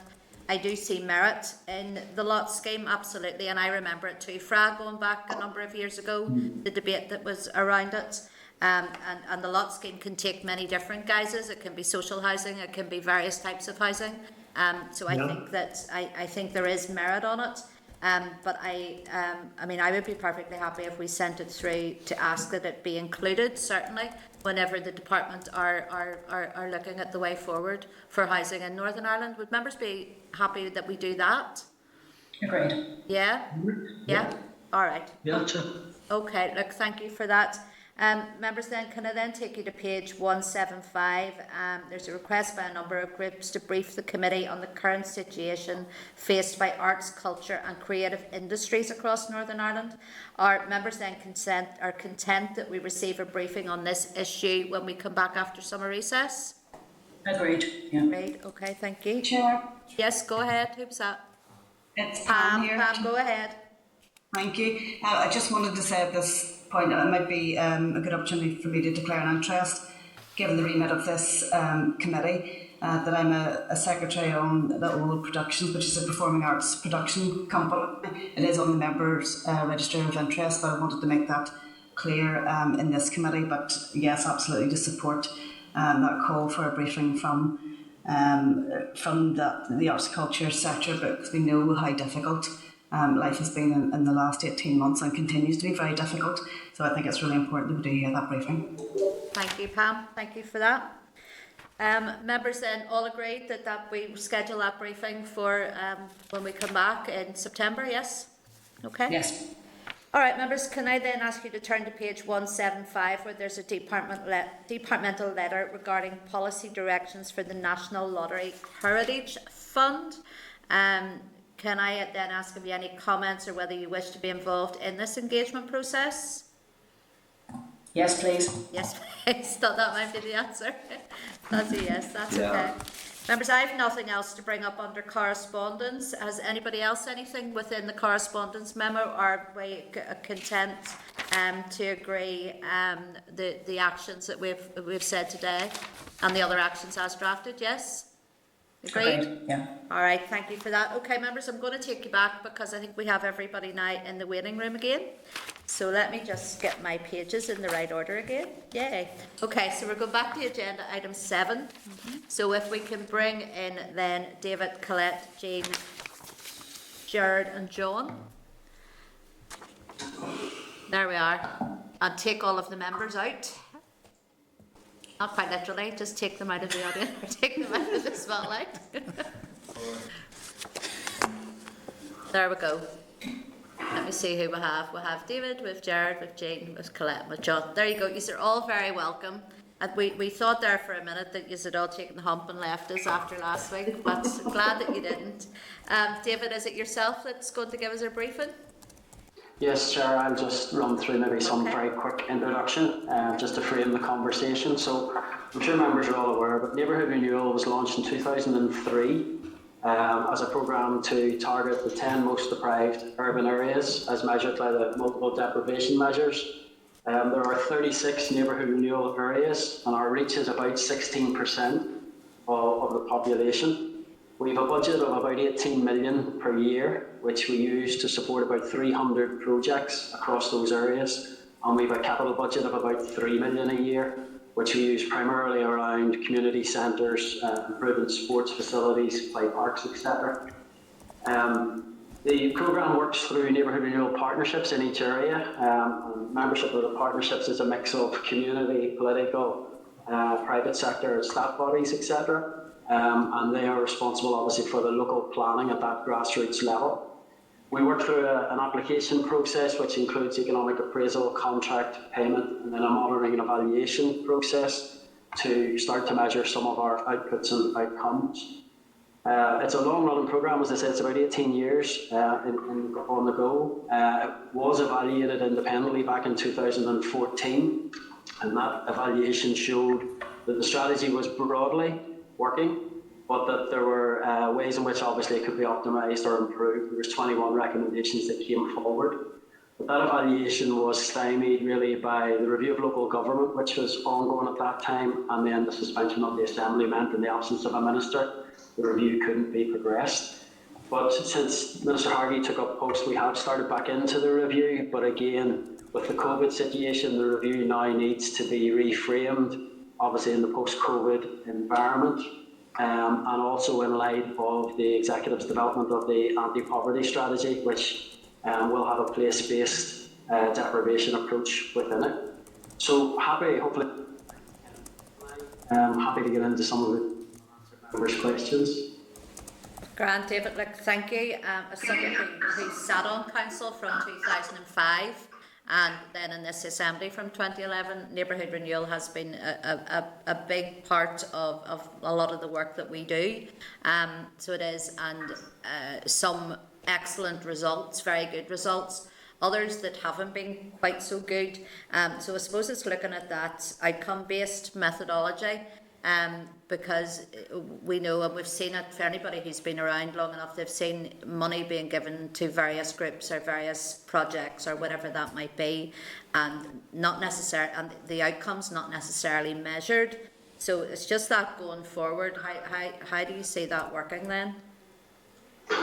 Well, I think as we outlined in the written briefing, I think as a programme we focused more on outputs to this point, but the evaluation back in 2014 identified that that was an area that the department needed to do more around in terms of both identifying objective need but measuring the impact of our work. The ethos of Neighbourhood Renewal as a concept is to lever in additional funding and coordinate the efforts of the public sector, other government departments, council, statutory bodies, etc. And I think moving more towards an outcome-based approach will help us identify the improvements that we are making. We've begun some work on that, and if members want any detail, we can certainly provide that, or I could bring Colette in, but we're piloting a different approach in 5 of our Neighbourhood Renewal areas to improve the measurements of outcomes. And obviously if the pilots show that work is bearing fruit, then we would look to expand that to all of our areas. I should probably mention that the work so far has been done on a co-design basis, working with the partnerships and the groups to make sure that what we're trying to do works for everyone concerned. And then just to ask on the areas of deprivation, and has that changed in any way over the years? I remember, again, going back to time sitting on the old DSD committee and looking at this, and we have pockets and areas that are not always identified that would benefit greatly from this type of scheme and project. So it's just, how often is that looked at, that areas of deprivation? So I suppose I should outline there's kind of probably 3 components to our work. There's the main Neighbourhood Renewal programme, which, as I said earlier, targets the 10% most deprived urban areas. We also have the Areas at Risk programme, which about a dozen areas in that, which looks at those areas that fall within the kind of 11 to 20% most deprived, that are at risk, obviously, of descending into the 10%. And then we have a number of small pockets of deprivation as well that we work on, which are mostly housing estates in areas. But in terms of the overall top 10%, 10% most deprived areas, they're updated frequently, probably on about a 10-yearly basis. They are due an update again. They haven't changed, broadly speaking, but we think in any refresh moving forward that we may alter. The top 10 would actually change if the new measures were brought in from, and maybe just bring John or Colette in just to confirm the date. There's multiple deprivation measures. If we were to move to a more updated one, it would be what year? 2017. So, as I say, if we worked off the 2017, which we would plan to do shortly as part of the review, our issue is just making sure that those that would fall out would be properly supported in falling out, just to make sure that they, again, don't descend back in. Okay, thank you. Members, can you please indicate if you want to ask any questions? I only have one person with a hand up at the minute, and that's Fra. If we could bring Fra in. Go ahead, Fra. Sure, thank you very much, and again, I'd like to thank the officials for their presentation. And I think for quite a while now we've been waiting in anticipation for this briefing to take place. I would like to start by saying, and yourself and other members on the committee have been in their own communities part of the growth of Neighbourhood Renewal, and I would like to say that there are many communities that may have sunk, but for the help and assistance and the finance and the resources provided by the department and and Neighbourhood Renewal. And I was part initially of, because I remember the first wee briefing of it to see being asked if it would float or not within many communities. I've always had concerns, although it has changed to some degree, that the people with the experience and the knowledge is not only the department or other departments, but are the people who work at the cold face in communities and provide services that at the end of the day, in many ways, save people's lives. You'd raised a point about the outcomes, and it was mentioned about outputs. Sometimes it's really difficult to grasp the importance of what £1,000 could mean on a regular basis to a local community to keep a programme or a project safe, especially in areas of high social deprivation. So sometimes for people, it's easy to write off these groups. Say, well, what would £1,000 matter? To some people, it means a lot.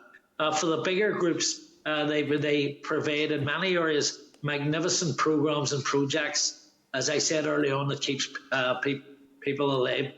I was part of a couple of years ago with quite a number of other people from the political life and the communities. The presentation that was done in Grosvenor Hall in relation to the review into Neighbourhood Renewal, and I've always been concerned that we have never had sight of what them proposals were, because I think everybody should be part of the general discussion into where Neighbourhood Renewal goes. There are those who have always opposed Neighbourhood Renewal, but there are many of us, including yourself, Chair, and others who have fully supported the intention of Neighbourhood Renewal, and we also share concerns that if it is removed, then it could have dire consequences for not only major areas of social deprivation, but the small pockets that David spoke to. So it's about, in a long-winded way, it's about where the review, maybe just to explain a bit more where the review is at. When will we be getting sight of some of the proposals that's sitting there? When will the committee be part of the discussions in around shaping the new, whatever new Neighbourhood Renewal comes out the other end of it? And secondly, for once, will we be able to say that have the confidence and faith in communities to be part of that say and shaping the new Neighbourhood Renewal? At the end of the day, they're the real experts. Thank you. Okay, Chair, if you want me, I maybe address some of Faraz's points there in terms of the review. I mean, so the review, as I said, had started, but has to now be reshaped in light of the COVID environment, but probably as well has to be reshaped to fit in with the development of the anti-poverty strategy. So certainly in terms of a timeline, our work will need to dovetail with the anti-poverty strategy. So the anti-poverty strategy will look at addressing poverty at a number of different levels: individual level, household level, and spatial level. So a place-based approach will be an essential part of the development of the anti-poverty strategy. We're currently piloting in 5 neighbourhood renewal areas a better approach to identifying need and demonstrating outcomes. So that work will continue. But in other areas that we intend to look at, we will do all of this on a co-design basis, so working closely with the neighbourhood renewal partnerships and the groups themselves to identify some of that grassroots knowledge that Faraz talked about. Completely right. And COVID, if it demonstrated anything, certainly demonstrated the importance of that on-the-ground grassroots knowledge during the pandemic. So we want to tap into that to make sure that the new Neighbourhood Renewal programme is tailored around that knowledge and that expertise. So yes, I can give a commitment we'll be doing it on a co-design basis, and I'll give a commitment that the committee will be a key part of that consultation process. Thank you very much, David. Okay, thank you. Fra? Okay, I've got Karen, then Alex, then Mark, and then Kelly. So everybody's their hands up now. Can I just ask members to be as succinct as possible with their questions? Thank you, Karen. Thank you, Chair. First off, I want to declare an interest. My husband works in Neighbourhood Renewal, and I worked there previous to this role.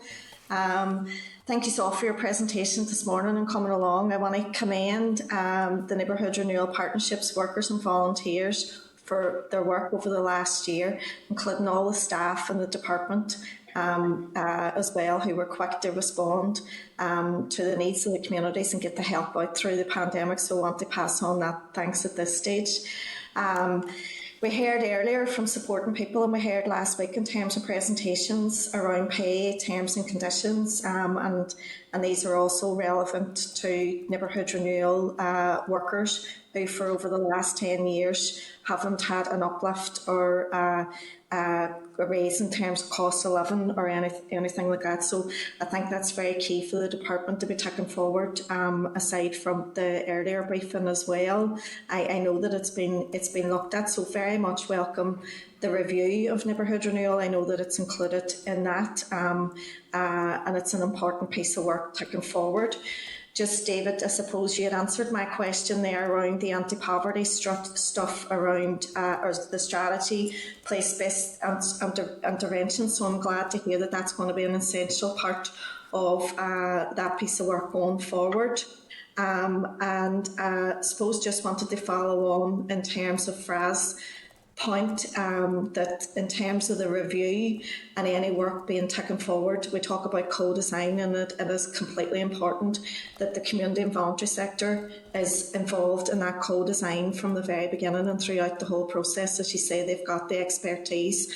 But my question, and sorry, I was a wee bit long-winded in getting here, just in terms of the review, I think it would be important to ascertain the role and the input from the statutory partners, what they have had and invest in tackling poverty and what their outcomes have been within the same time frame.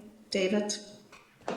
Yes, I think, Karen, that's a very valid point in terms of, Neighbourhood Renewal was supposed to be about joining up government and public sector's efforts in these areas to maximise impact. I think there's a lot more we could do, and I certainly think that that's a key part of the review and joining together all of the cumulative efforts to maximise impact. So that is something that we will be working across the NICS to look at. And I suppose with my own knowledge of working in the system or in the sector, it's just that, as you say, that they were supposed to have a key role, but over the years it was very much left to the community and voluntary sector. So I suppose coming out of the review, we would like to see improvements in terms of that. And apologies, David, I thought I had my camera on. No, you're all right. Yeah, look, we would share that sentiment that we do feel that as a government, departments, that there's more that we can do to coordinate and join up much better to have a much greater impact. Thank you, David. Thanks, Chair. Thank you, Karen. If I could bring in Alex, please. You got me now, right? Okay, Alex, go ahead. Yeah, thanks, Chair. Thanks for your presentation. Neighbourhood Renewal is just so important for working class communities and trying to enhance and develop and improve everything. And I would hit the review to do anything that would reduce that impact, that positive impact that's already happened. So just one of my main question is, under the review, will you be looking at other areas that maybe missed out on being included as neighbourhood renewals? Will that be part of the review? Will funding be discussed, looking at the potential for increases to help develop the programmes even more so? and also it was touched on about the actual work that all those involved in neighbourhood renewal in those areas, and the fact that they haven't had any pay rises in many years. Will that come under the review, or is that going to be separate to the review? Thank you. Okay, so in terms of the identification of need, is certainly something that the review would be looking to improve. However, that would be within the kind of the most deprived communities kind of envelope. I think, obviously, you know, your next question was about the amount of funding, and our view at the moment is that the £18 million pot that we have is already being spread across 36 neighbourhood renewal areas. So on average, that equates to about £500,000 per annum, which is a comparatively small amount of money. Obviously, if we increase the number of areas that we are going to target or try to help, but still stay within the same funding pot, then you would be spreading the money even thinner. But I think the identification of need is something the review needs to look at. Certainly the funding pot, obviously public sector finances are constrained at present. I think it's important that neighbourhood renewal demonstrates its impact, which will then help demonstrate the need for additional funding and the return that could come from any potential additional funding. In terms of pay, Minister Hargey is committed, as you probably all know, to improving the pay and conditions of people who are funded through neighbourhood renewal. There's probably two elements to that. There's something that can be done in the short term, and certainly in terms of the review, we want to look at that not just from a pay and conditions point of view, but from a community capacity point of view. Pay and conditions will be a big element of attracting and retaining staff. We have a problem with turnover in this sector, and I think improved terms and conditions would be certainly a step forward in helping us to build community capacity on a longer term basis. So I hope that's some information on your three questions. Yeah, thank you very much. Thank you, Chair. Thank you, Alex. Can I bring then in Mark, please? Thank you, Chair, and thanks to David and the rest of the team. First of all, David and team, I want to apologise for being so dismissive of your initial response to our request for a briefing on this and the lack of detail there, and you more than made up for it with your second one. And it was a case of kind of be careful what you wish for. But I want to start then by putting on record my appreciation and my party's appreciation of the good and vital work carried out by and through community groups and neighbourhood renewal partnerships, and that's never been more apparent than through the COVID crisis. And I also want to record and support the view that workers should be afforded fair pay and terms and conditions. We support and do support any and every initiative that can tackle the myriad of societal issues that exist and that are nowhere more pronounced than in areas of deprivation. But what I also want to do, and the rationale behind seeking this briefing, is to establish how successful neighbourhood renewal has been and how successful is it in terms of closing gaps between our most deprived communities and our more affluent ones.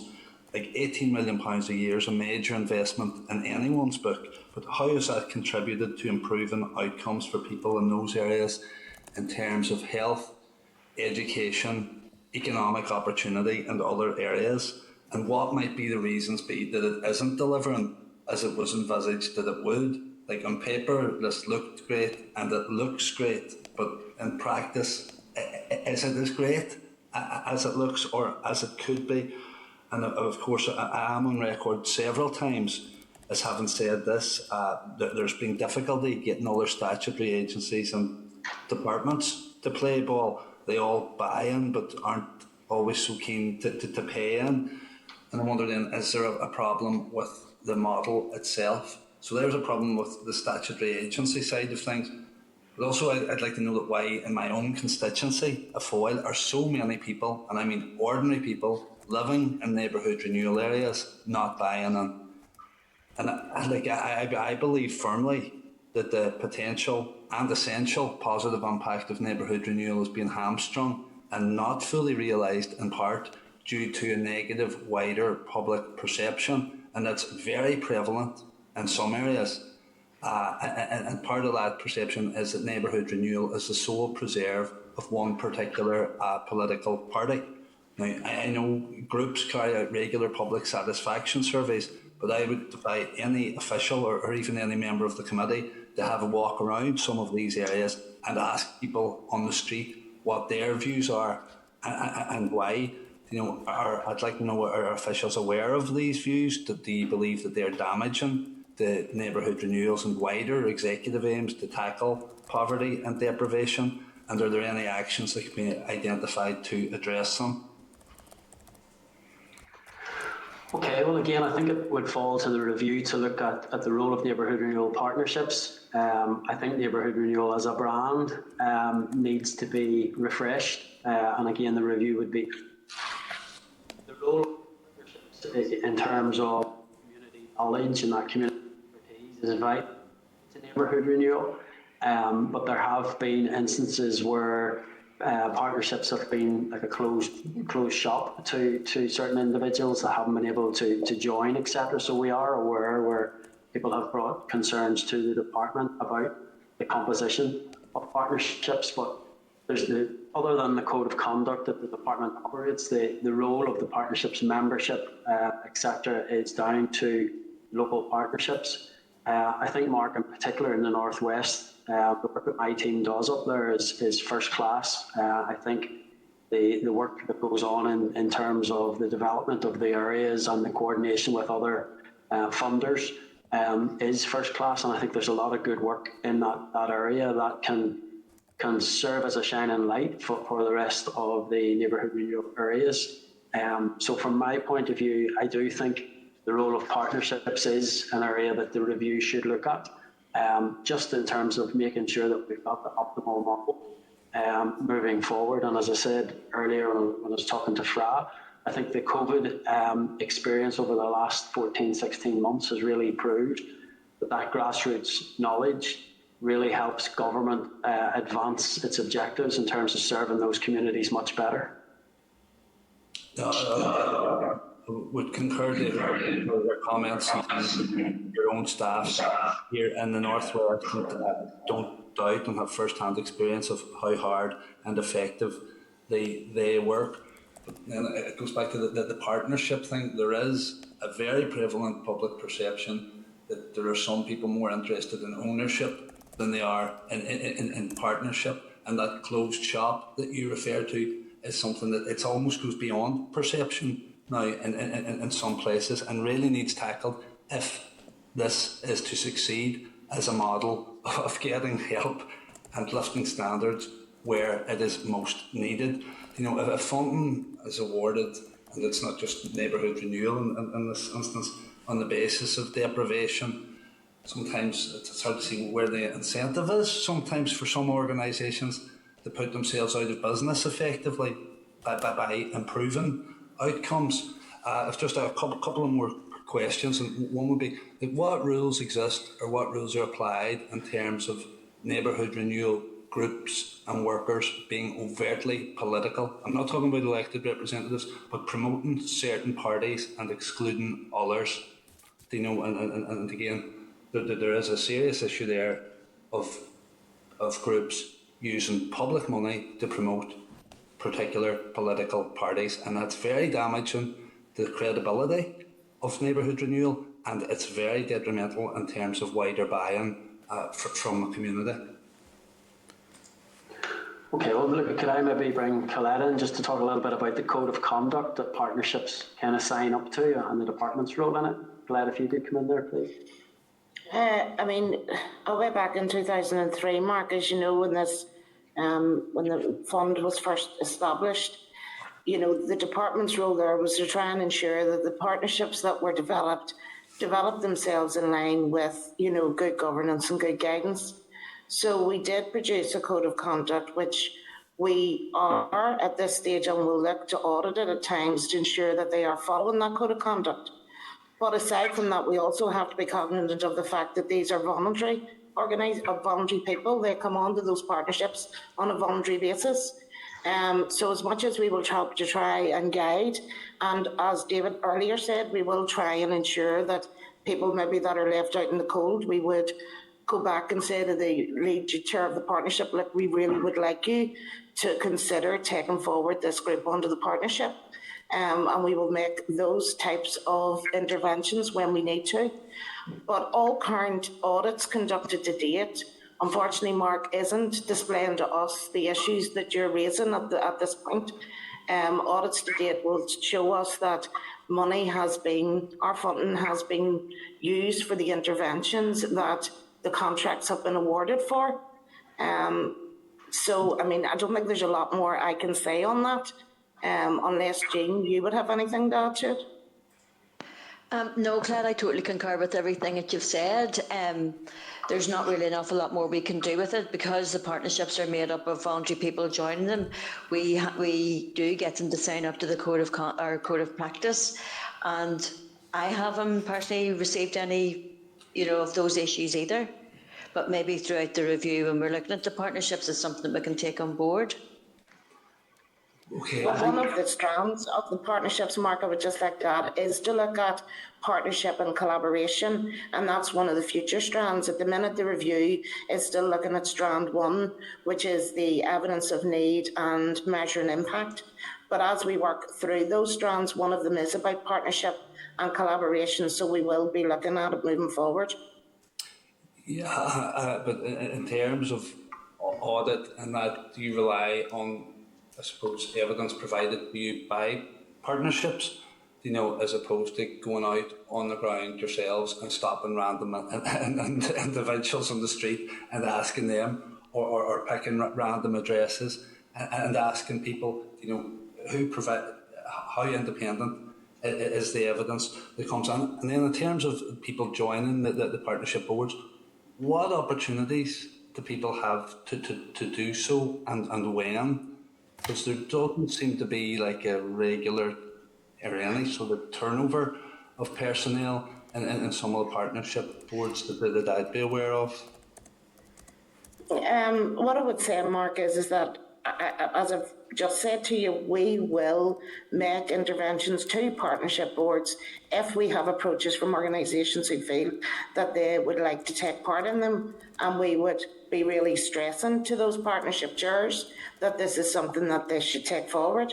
I don't think at any stage, in my experience of working with the voluntary sector, have we ever saw a refusal there when the department has made such interventions.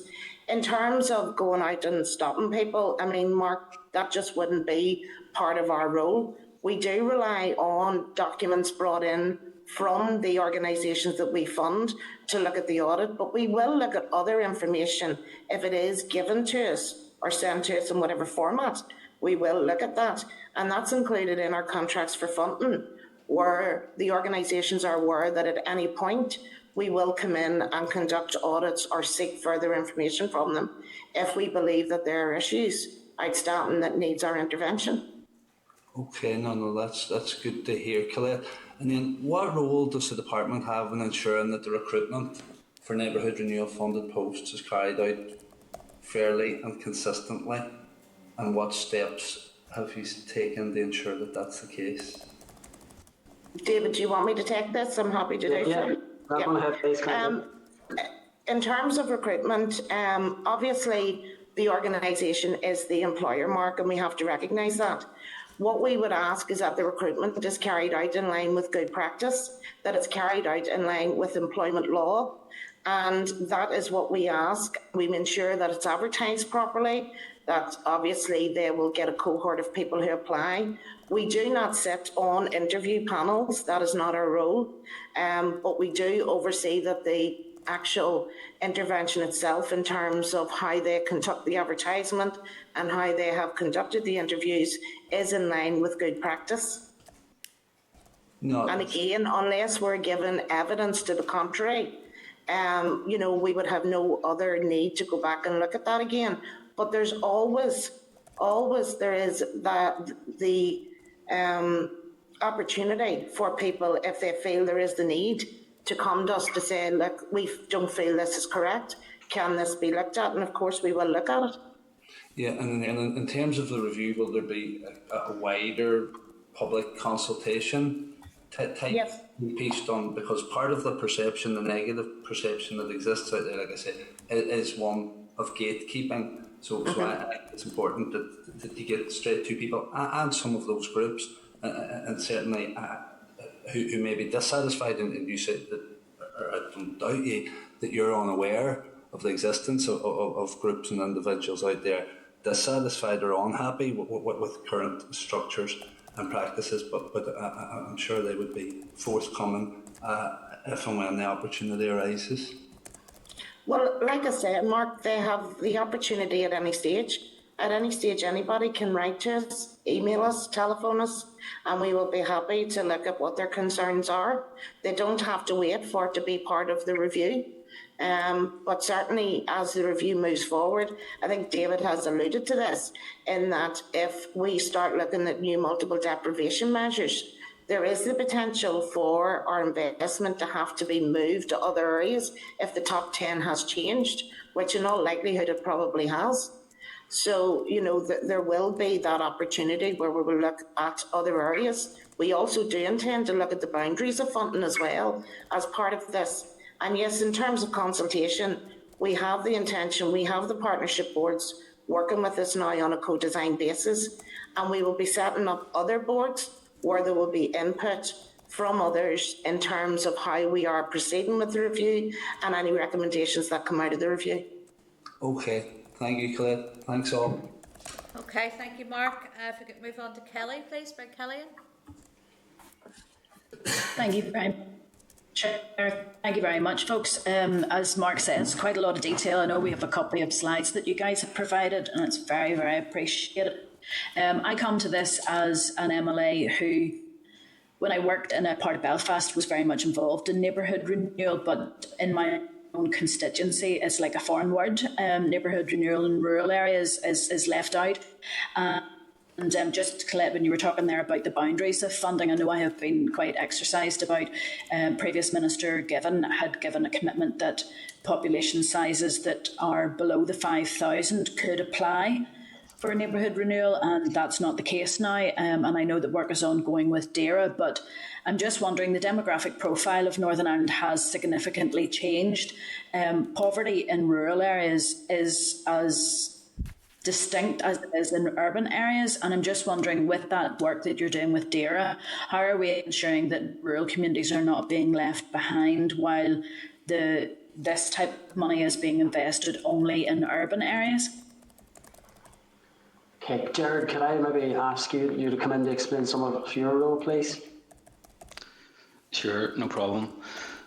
Kelly, I listened to the discussion a couple of weeks ago, and some of the kind of queries overlapped into my realm, I suppose. I'm one of the directors in the urban regeneration side with responsibility for regeneration in 6 of the council areas. So when you're talking about the 5,000 threshold, that relates to the regeneration interventions of the department. So the department has traditionally focused on urban regeneration in settlements with more than 5,000 population.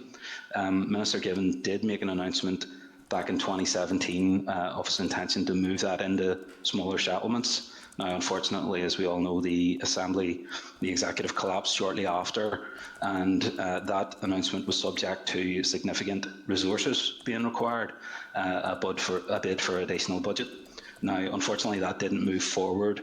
But since then, we've had ministers back again, we've been having discussions with DAERA and DFI about working up a collaborative programme that would involve the 3 departments working together to look at regeneration interventions below the 5,000 settlement.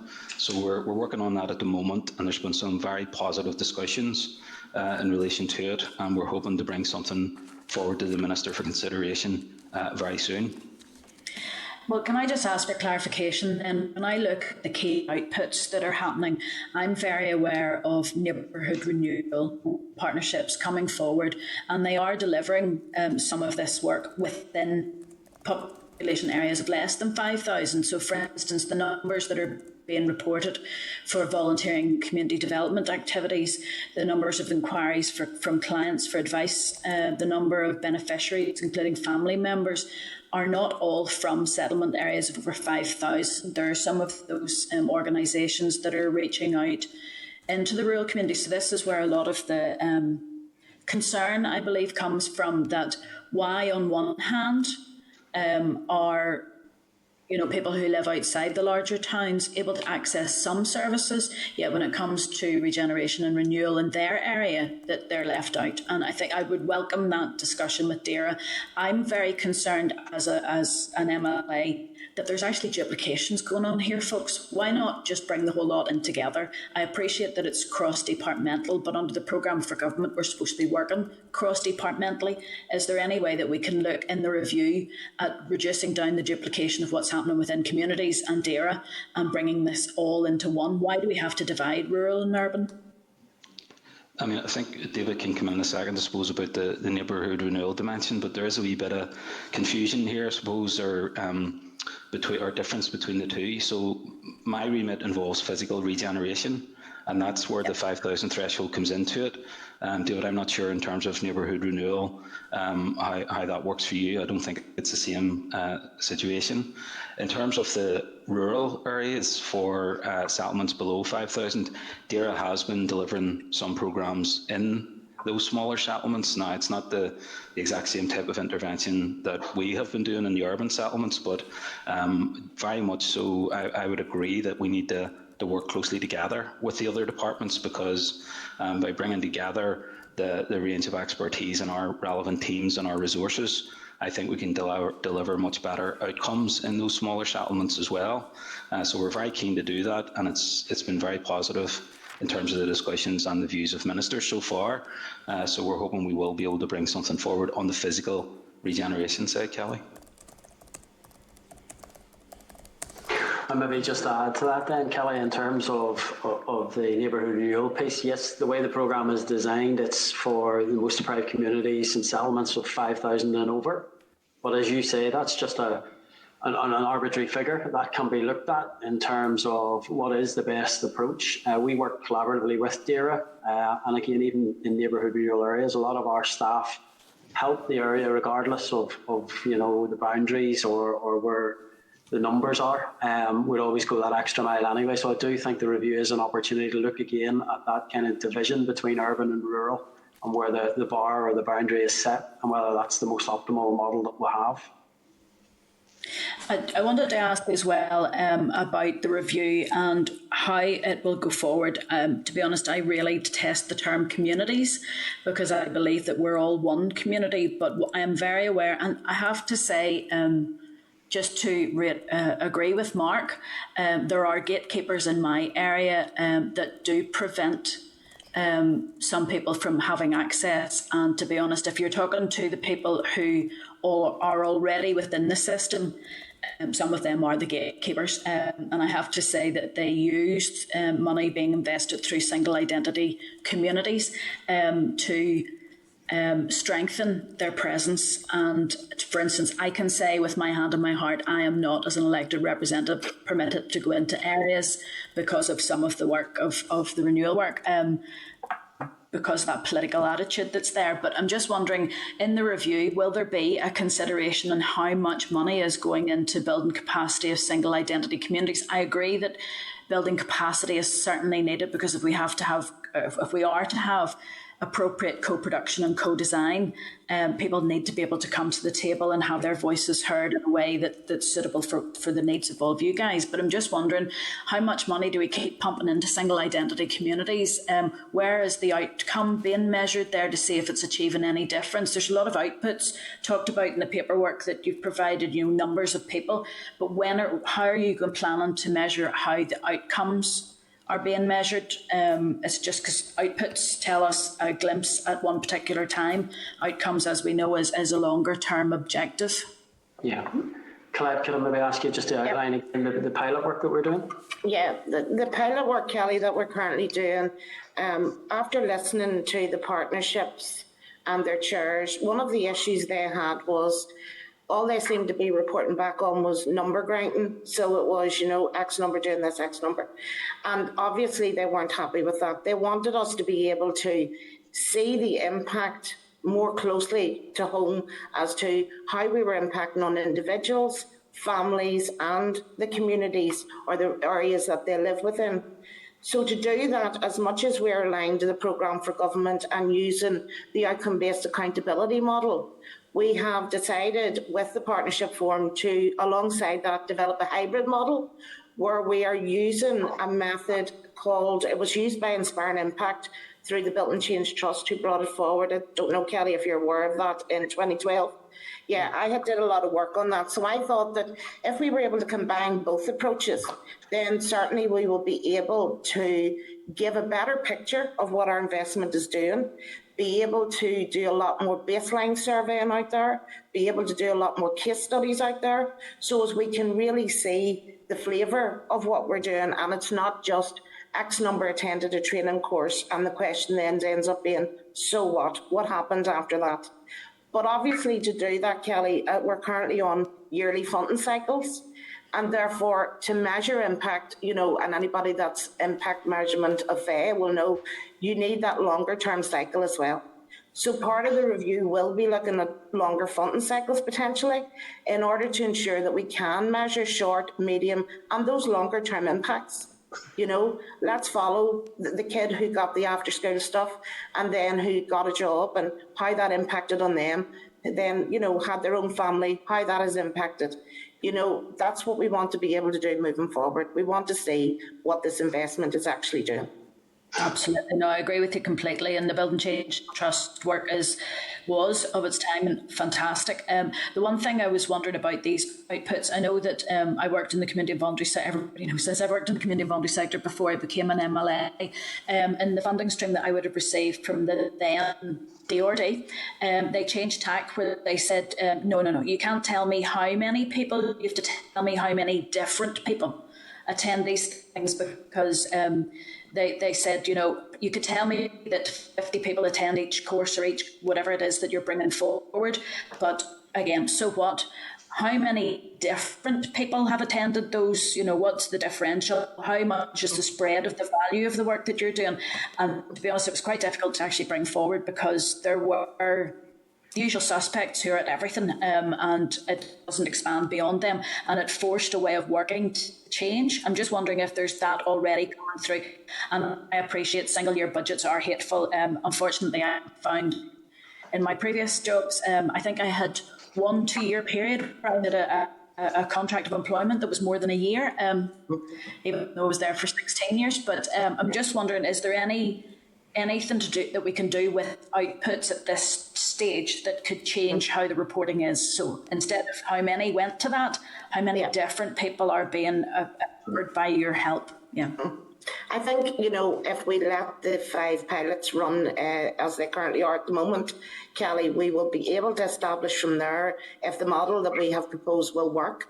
And that in itself will then eradicate what you're talking about in terms of you're just getting those single numbers. We will be able to bring in that Section 75 stuff that maybe is important and needs to be captured in terms of ethnic background, who's going to be there, what is their culture, that sort of stuff. Obviously, it is important, given that we're now living in a multicultural society. Of course, it needs to be done. It needs to be measured.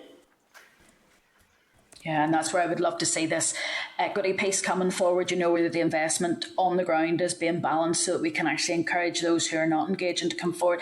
The last thing I want to just mention, just back to what Mark was saying earlier about the code of conduct, I have to say there are barriers there, and I would ask in the review that there is something done about the barrier where people who are not engaged or can't get engaged or excluded from being engaged don't have to actually go to the department or to the partnership to raise concerns, that there's another independent method, because quite often when people do have concerns, it's made very clear to them that they can't raise those concerns because it could have a wider implication for them or the community organisation that they work for or volunteer with. So I think there does need to be something there about how a more independent complaint system or concern system could be brought forward. And the same needs to be said on the other side. There does need to be a system where credit where credit's due, where there's very good work happening that people can input their compliments as well. But I just am concerned. I know in my area there will be organisations who feel that they cannot raise their heads above the parapet. They can't bring forward a complaint for fear of the strength of the organisation that's in control. So it's just if there could be something in the review about that. I think we could include that when we're looking at the strand under partnership and collaboration. Yes, we could have a look at that, Kelly. But what I would say is that currently, as you're well aware, people can raise these things anonymously as they wish to do so. There are methods there to do that if they feel that's needed at this point. No problem. Thank you. Okay, there's no other member wants to ask questions. I think that there's plenty of information that you have heard there as well. I would probably just say that absolutely, if Fra wants to come back in again, I've been told, I'll bring him in a minute.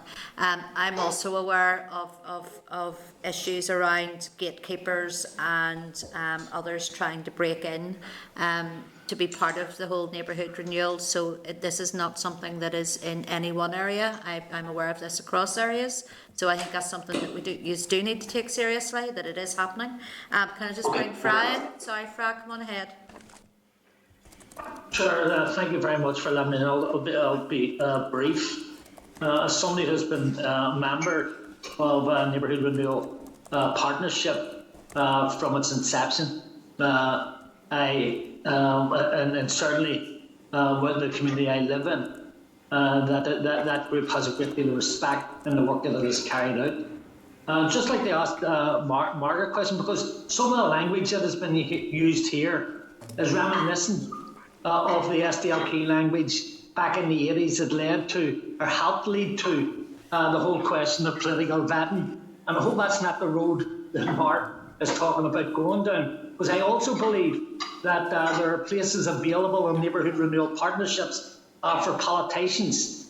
And has Mark taken up any of them positions? And if he has he raised the issues himself at these things? So I have difficulties with what he says, because I would defend anybody's right to participate in any organisation, any group, if they're going to bring with them the betterment of the community and the work that they want to do. Thank you. Okay, thank you, Fra. I don't want to open this up to a discussion on he said, she said, and what's going on in each particular area. We do know that there's issues in some areas, and I know as well from my own area, and Kelly has mentioned, but I think we'll leave that with the folks that have come in to brief us here to dig a bit deeper and to go and look at some of those issues raised. Mark has his hand up, he wants to come back in, so I'll let you in, Mark, but we do need to move on. We have an hour left and 2 briefings still to go. Mark, go ahead. Sorry, Chair, I'm conscious that I'm a committee member and not a witness here. So I'm not used to be getting asked questions at committee. My very points are about widening and maximising participation in neighbourhood renewal partnerships and maximising public buy-in to this project and ensuring the effectiveness of it and other executive attempts to alleviate poverty and tackle social deprivation. In terms of the language I've used and me promoting vetting, the problem that I have raised is that there's a perception, that there's something akin to vetting already going on within partnerships and groups. But are you a member of any partnership board? Right, this is not a discussion to have, folks. Okay, sure. So you've asked your question and Mark has come back there. It's not a discussion for us to have as a committee as to where we sit and what we do. I think we leave it now for the officials to go back and look at some of these issues that has been raised. That is their job to do that. If we need to get you back in, certainly we'll want to know the results of the review. You will be back in again in front of us whenever we get that. And we will have you back in again, hopefully after recess. We can discuss these issues further, and I suppose it's incumbent on all of us as MLAs to maybe look again at our own areas and what the membership is made up of. I know I'll certainly be doing that in my own area and having a look at that again, because I know there are issues it's certainly from an MLA level being involved in any of this. There are issues, maybe on a council level it's much easier, but MLA level I find it quite difficult as well. So can I leave that with you? And thank you very much for attendance today. Okay. Thank you. Thank you. Thanks very much. Thank you. Thanks, folks. Thank you. All right, we're going to move swiftly along. Members, as I said, we have 2 more briefings and we have just in and around an hour to get through the 2 briefings. So I'm going to say to you all again, whenever you are asking questions, can you just get to the point as quickly as possible? We don't want to end up that we have to ask the briefing on post office accounts to come back another week when we've had such a lot of correspondence. So I'm going to move then to agenda item 8, which is departmental briefing on labour market interventions. You'll find this at page 75 of your meeting pack. And then can I ask that Deirdre Ward and Roisin Sloan be brought into the spotlight, and if you could take all the MLAs out of it while they do their bit. Just bear with us a moment, folks. There we go. See Deirdre and... can I set my apologies, Chair? My camera isn't working at the minute, but I'm Roisin Sloan, but I'm here, okay? Let's see your name, Roisin. Good to have you here with us. Okay, Deirdre, is it yourself that's going to kick off with a short brief? Yes. Thank you, Chair. Yes. I welcome the opportunity to brief the committee today on some of the labour market interventions that we've been taking forward. So as the committee is aware, COVID's had an unprecedented impact on the local economy and the labour market. But there are some grounds for optimism as the economy returns to growth. We currently have approximately 54,000 people claiming unemployment benefits, and that's those who are searching for work under Universal Credit or Job Seekers Allowance. So this is 15% less than a year ago, but about 78% more than the count in March 2020. The current claimant count is very similar to levels previously seen in 2014, and we anticipate that the claimant count will rise to around 62,000 in October 2021 after the COVID job retention scheme ends. So government has worked to support the economy, but numbers being supported are now less than half than that of peak levels. And the take-up of furloughs still remains very high, as committee members will know, in the hospitality, arts and entertainment sectors. There's limited data on the intentions of local employers in respect of their furloughed staff when that furlough scheme comes to an end. The focus of the labour market interventions we've introduced are on young people and the work ready. That is, those who are ready to be re-employed but need help to renegotiate the process of finding work. So I'll update you first on progress, but I wanted to set out my plans for the next wave of labour market interventions. We know from the previous recession in 2008 that a peak in unemployment led to a long peak in long-term unemployment around 6 months later.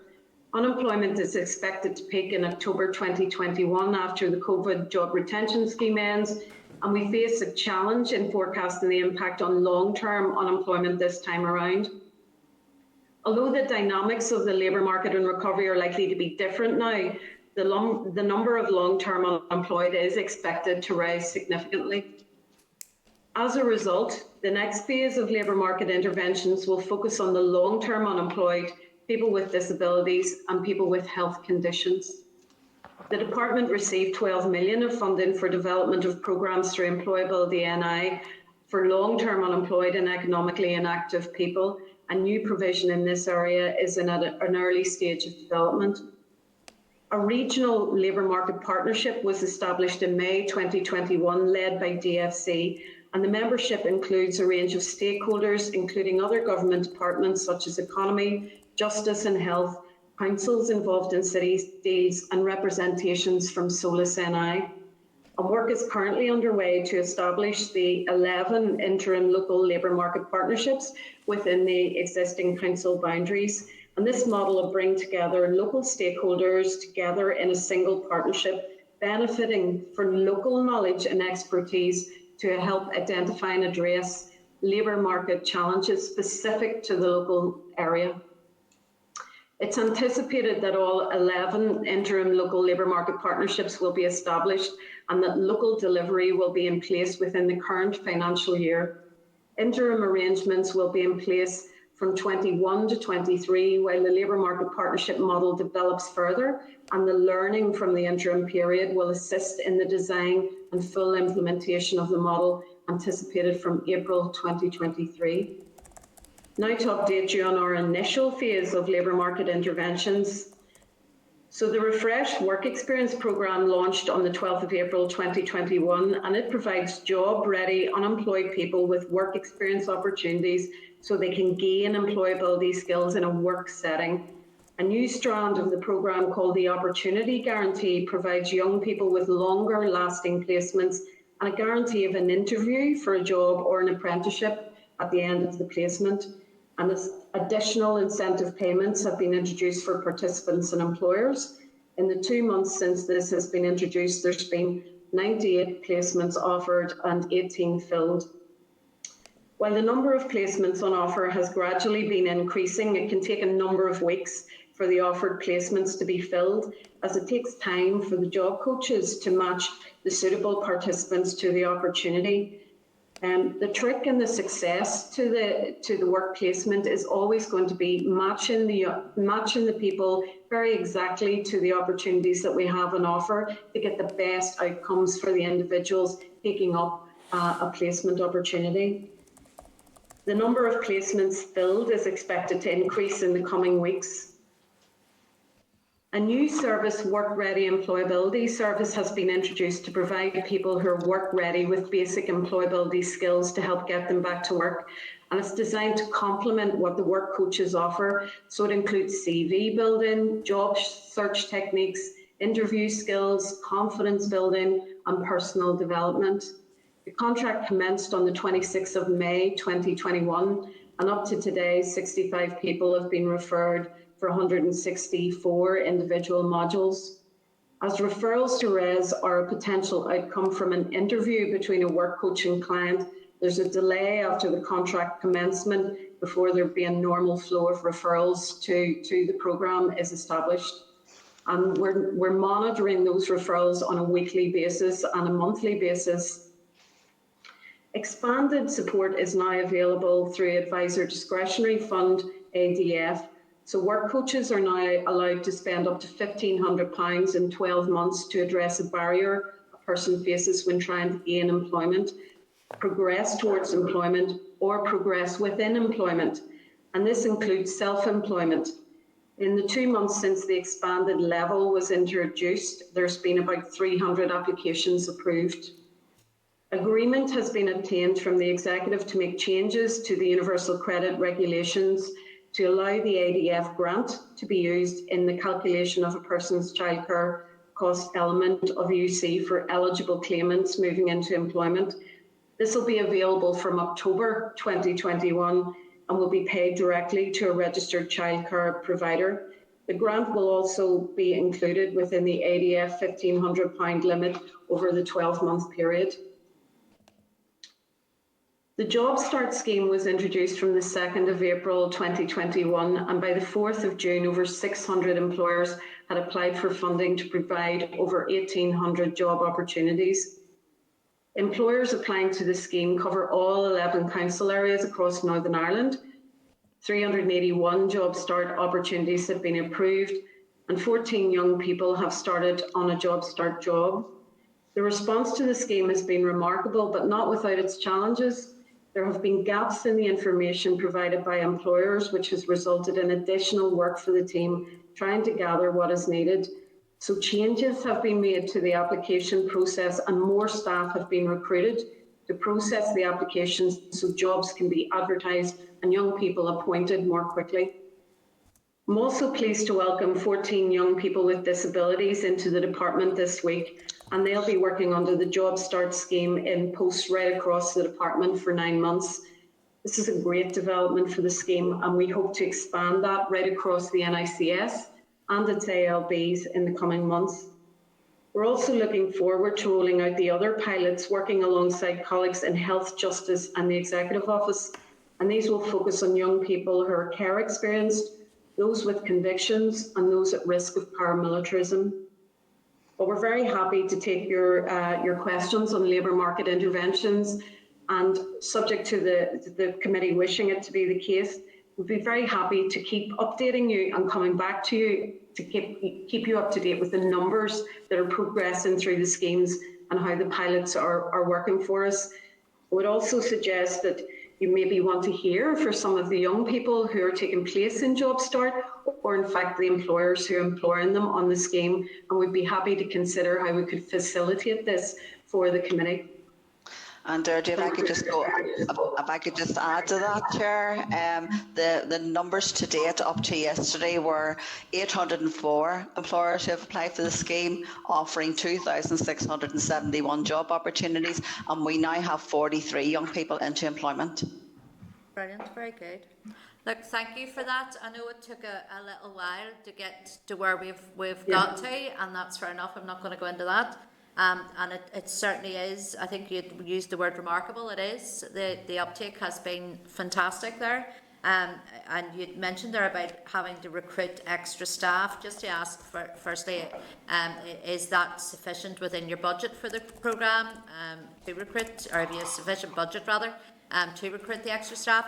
And then just to ask, you mentioned there about 14 young people with disabilities working within the department. I take it they're working under the Job Start scheme then as part of that. And then to ask that again further onto that, has there been any response? It maybe says it here somewhere, from the likes of our local councils and some of those other places that we'd seen were statutory agencies that have applied to be Job Start employers.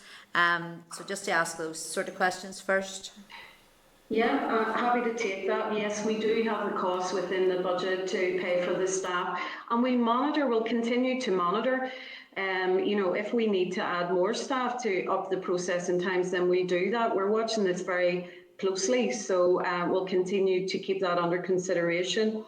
As to the 14 who started with disabilities, yes, they're under the Job Start scheme. So they will be with the department for 9 months, and they're in various posts, including policy posts and just right across the department. But that's cohort 1. That we had to work out the processes with our colleagues in Next CHR and with the disability sector to recruit young people with disabilities to come in to work for us.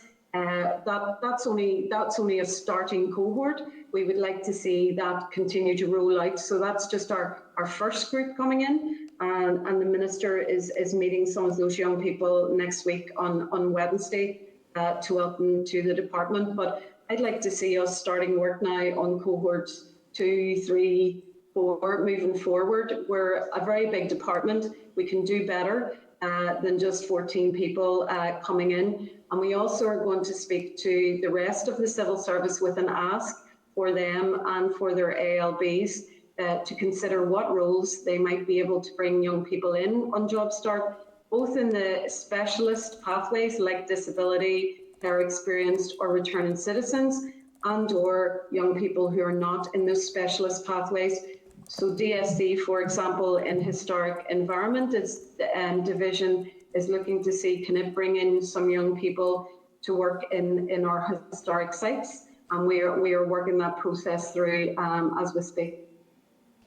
As to the statutory agencies and councils and others, and some of the FC's big ALBs, then absolutely. USIL is one of our ALBs, has already registered and has taken 14 young people. We're in discussions with others like the Housing Executive and Armagh Planetarium have taken some on. We're in discussions with libraries and others, but we are talking to councils and we are talking to other big statutory bodies as well. And just to add as well, one of the councils that we have been engaging with, Chair, has actually offered an assistant planner position to one of our young people. And as far as I'm aware, a young person with a disability is actually going into that post, which is a great opportunity for that young person. No, that's fantastic news, and certainly within those sort of statutory bodies in the civil service, there are great opportunities, and we know that opportunities can arise. For some people who thought that for a career in some of those genres was maybe out of reach, they can see that actually it's not. It's very much within reach. That's really positive. I'm delighted to hear all of that. Just want to ask you one question then around the 11 labour market partnerships. Have we a time frame whenever we'll see those be established? And I know that there's been money set aside for that, whether that is for the partnerships to roll out schemes or whatever that might be. I would assume also then those partnerships within our councils will also receive some sort of funding to enable those partnerships to take place, because that's always a worry when we hand things down to our local councils, and we know it because we have plenty of local councillors within all of our parties that will say to us, yes, you keep giving us these things, but you don't give us any money to follow. But they will be supported, I would take it, through that. Yes, we have set aside a portion of the monies to give the council money to staff and have capacity to help develop and run the labour market partnerships. As to their being established, some of the councils have already established them, others are moving towards doing that, but all 11 councils are in the process at the moment of looking at the need for employability provision within their council area, matching the requirements of local employers, and they're developing action plans based on need as we speak. Those will be coming into us from as early as July. As I say, some councils further ahead than others, but they're all working to develop those action plans as we speak now. And some, yes, already have the infrastructure in place linked to their community planning infrastructures. Okay, I just have one more very final question. I'll be very quick. If Kelly waiting to come in, if any other members want to ask questions, please put your hand up. Just about those follow-on conversations with the Department of the Economy, whether it's around apprenticeships or whether it's around access to courses, with this great experience that our young people are getting, if any of that can be used as an access route onto whether that is further or higher education. So just has there been those conversations taking place yet? Yes, we have had very fulsome conversations with the Department for Economy all the way along, and we wanted to design pieces that were pathways for young people, that there wouldn't come to a cliff edge, if you will, at the end of a piece of a provision and then just fall back into economic inactivity. So at 5 months, we will be speaking to both the young people and the employers who are taking up those job start opportunities, and we'll be encouraging the employers to keep those young people on permanently, or in fact to consider taking them forward towards an apprenticeship if that's appropriate in the sector or with that particular employer as we move forward. We will also be working with the young people will be working with the job coaches, who will of course be putting the full remit of provision, including further education in front of young people to help signpost them to what might be next and what might be appropriate for them. And Chair, just to add to what Georgie has said about the engagement with the Department for Economy, I've been working very closely with them, and you'll know that we widened our scheme out beyond those just young people just on universal credit like Kickstart. We've gone out to those who might be NEET or those who are on other benefits, so we've widened it right out. And on that basis, I've also engaged with the Department for Economy in terms of young people who are 16, 17-year-old who are on training for success and maybe have no qualifications. This pathway allows them to go from training for success to job start to an apprenticeship. So what a great story of a young person was able to go from no qualifications through TFS, through job start, and into a level 2 accredited qualification through an apprenticeship journey. No, I think it's all very positive, and we'll look forward, and most certainly we'll have you in again from time to time. And I would absolutely love to have some of those young people come in and brief the committee, sort of at the latter part of the year when they've that confidence to come in and tell us just how this has made an impact on their lives. I'm going to move on because our time scales today are dreadful. So I've got Kelly and then I've got Mark. So can I bring in Kelly, please? Thank you very much, Chair, and thank you very much, Deirdre and Roisin. Very appreciated that Job Start's finally up and running and making the difference. Deirdre, you mentioned about young people, looked after young people, returning citizens and people with disabilities. And I have a particular interest. I just want to find out when they're heading, whether it's in the department or a council or wherever they're heading to, what support are they being provided with? I know you've talked about there's £1,500 available, and that can cover childcare, for instance, and so on. But there would be those people who need additional support that would normally be provided by another body.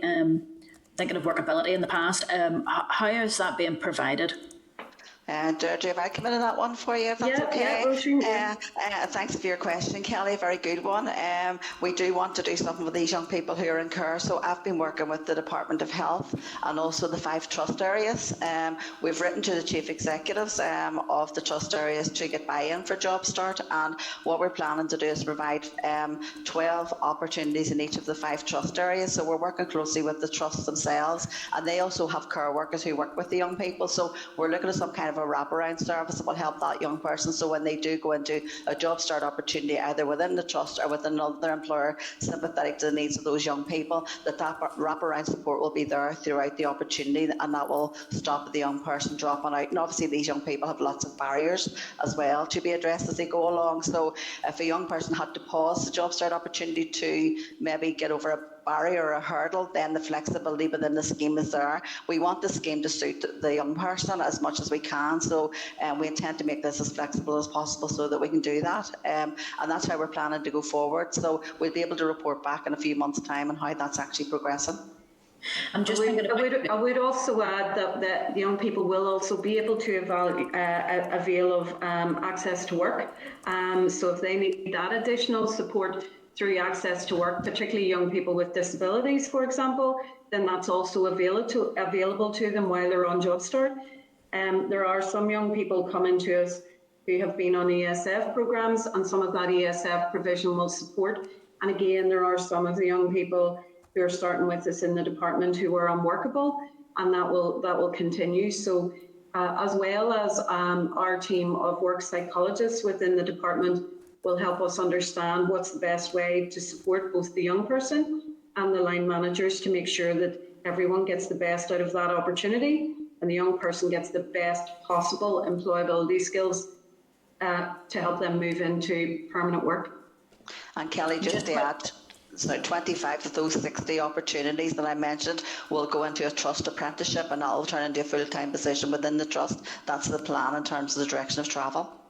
Okay, I'm just very keen that, for instance, include youth who have done fantastic work with coming out of care, that their experience is not ignored in this. It's the same with the employers. Workability has worked with so many employers to enable that support to be there. I'm just quite keen that that continues on, because these young people are the furthest from the labour market, and while they're being supported to go in, what we don't want to happen is that they can't continue on. The access to employment, for instance, it's grand if you know how to fill out forms, but if you don't have somebody to help you to fill out forms for the money, it can get quite difficult. My next one is then Job Start seems to be going on ahead. I know the Minister had mentioned in the past, get this one up and running. We know through COVID the number of young people who are on unemployment and the type of jobs that maybe would have been open to them, even part-time jobs in the past, are not prevalent, but we also have older people, and I'm in that category now, and I'm just wondering, is there any plans at this stage to look at people outside of the Job Start age brackets, and what the department's thinking about, for the over 30s or the over 50s, what's coming forward for those guys? So what we're doing in terms of that is, we mentioned in the briefing that we have some money to look at long-term unemployment. So we're working with we've done in the past sometimes some sort of big one-size-fits-all bits of provision. And what we'd like to do moving forward, both with the labour market partnerships, co-commissioning with the councils, but also if regional provision is needed, is understand actually what are the tailored needs of the groups of those who are long-term unemployed, and do we tailor our provision and target it and segment it against the needs of individual groups. So we have our analysts in the department at the minute drilling down into the long-term unemployed information to try and help us understand, is there, for example, a gender bias? Is there an age bias? Is there a rural-urban split? And therefore, do we need to target things differently to support segments of customers, perhaps in a place-based arrangement to help them move forward, rather than we take potentially a regional, more one-size-fits-all arrangement. So we'd like to get the real deep insight as much as we can from the data of who is currently in that long-term unemployed group of customers to see what is the best response there for them to support them. So, for example, if people were unemployed pre-COVID, it may be that they have more barriers or challenges in terms of accessing the labour market because we were nearly at full employment. However, if you've been made unemployed since COVID, it may be that you had employability skills because you were in a job, but that has been impacted by the labour market changes due to COVID. So I would like to see, even at that basic level, what is the split in order that we are more targeted in the use of our monies to support people in a more targeted way that therefore is likely to achieve better outcomes for them. And Kelly, I can just pick up on your Include Youth comment. Yeah, I too recognise the sterling work that Include Youth are doing in this area. They are part of my stakeholder group, and I do have regular communication with them. So yes, we have that one bottomed out for you. Yeah, brilliant. To be honest, Deirdre, you just give music to my ears because for years I have been very aware of those people who are furthest from the job market and from being employees, who've gone through NVQ after NVQ, courses, lifelong learning. They keep on going through this circle, but then they hit 30 or 40 or 50 and it's all about young people and they leave those folk behind. So if I can put a shout out for people who have extra needs to be considered as part of that cohort of given particular help, I would certainly do that. But thank you very much, folks. Much appreciated. Good luck with the job start, and I can't wait to hear the next update. Thank you. Thank you, Kelly. Thank you. Okay, thank you. And then if we could bring in Mark, please.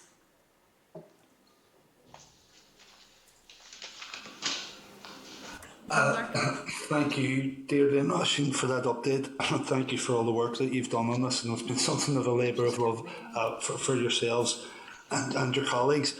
Kelly, as usual, touched on some of the points that I was going to raise, but just one, and it's in terms of, I know you spoke, it was in a different context, Deirdre, but you spoke of the need to drill down and for the deeper insight and the stuff here, but it's regards this programme itself.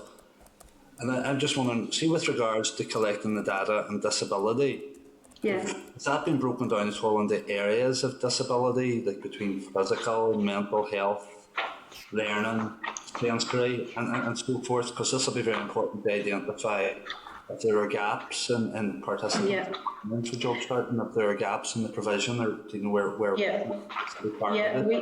we are going to try and capture that information. That will be recorded. It'll not be maybe the level of granularity that we all would like, but the job coaches are going to record, and we currently do measure those who are seeking job start opportunities who have a disability. Then on a broad level, we're trying to capture what that disability might be. So yes, I agree that there's a dearth of empirical information in this space. I should add, and it's not in relation to this briefing, but both for yourself and Kelly, we have commissioned a piece of research in terms of work and disability by the University of Ulster, which is just commencing now, and we would hope to have a report on that in September of this year, because we feel the absence of really solid empirical evidence of what are the challenges people with disabilities are facing in relation to accessing work, retaining work, and perhaps progressing within work. And so we have commissioned that research. But yes, within Job Start, we are recording disability. But maybe Roisin, you would want to come in on that? Yeah, just to add, Mark, that obviously you will know that we have extended the scheme to 9 months for those with disabilities, so we will need some kind of evidence of the disability. So we will be recording that, and we will have some data for you later on as more young people join the scheme. Okay, thank you, ladies. Okay, thanks, Mark. Thank you, Deirdre. Thank you, Roisin. That has been a nice, positive briefing session to get, so it has, which is we welcome very much after a very long morning. So thank you, and yeah, we'll have you back in again then after recess, and you can give us those updates on how it's progressing. Yeah. But no, well done. Thank you. Thank you, Chair. Thank you. Thanks very much. Bye. Bye. Bye. Okay, members, we're going to move swiftly on to agenda item 9, which is our departmental briefing on post office card accounts. You'll find this item at page 104 of your packs. And then can I welcome to the meeting Linda Williams and Roy McGivern. Linda and Roy, you are both very welcome to our meeting today. So I think it's yourself, Linda, is going to begin by giving us a short brief. Just a reminder, we're under tight timescales here at the moment, but so go ahead, Linda. Thank you very much, Chair. Thank you very much for the opportunity to brief committee this afternoon on the Future Method of Payment project. I'm Linda Williams, Director for Governance and Commercial Services with the Department for Communities, and I'm joined today with Roy McGivern, who is our Head of Commercial Services. So I'm aware from previous correspondence, Chair, that the committee members have a significant interest in the rollout of this project and its potential impacts arising from the closure of post office accounts. Or post office cards accounts.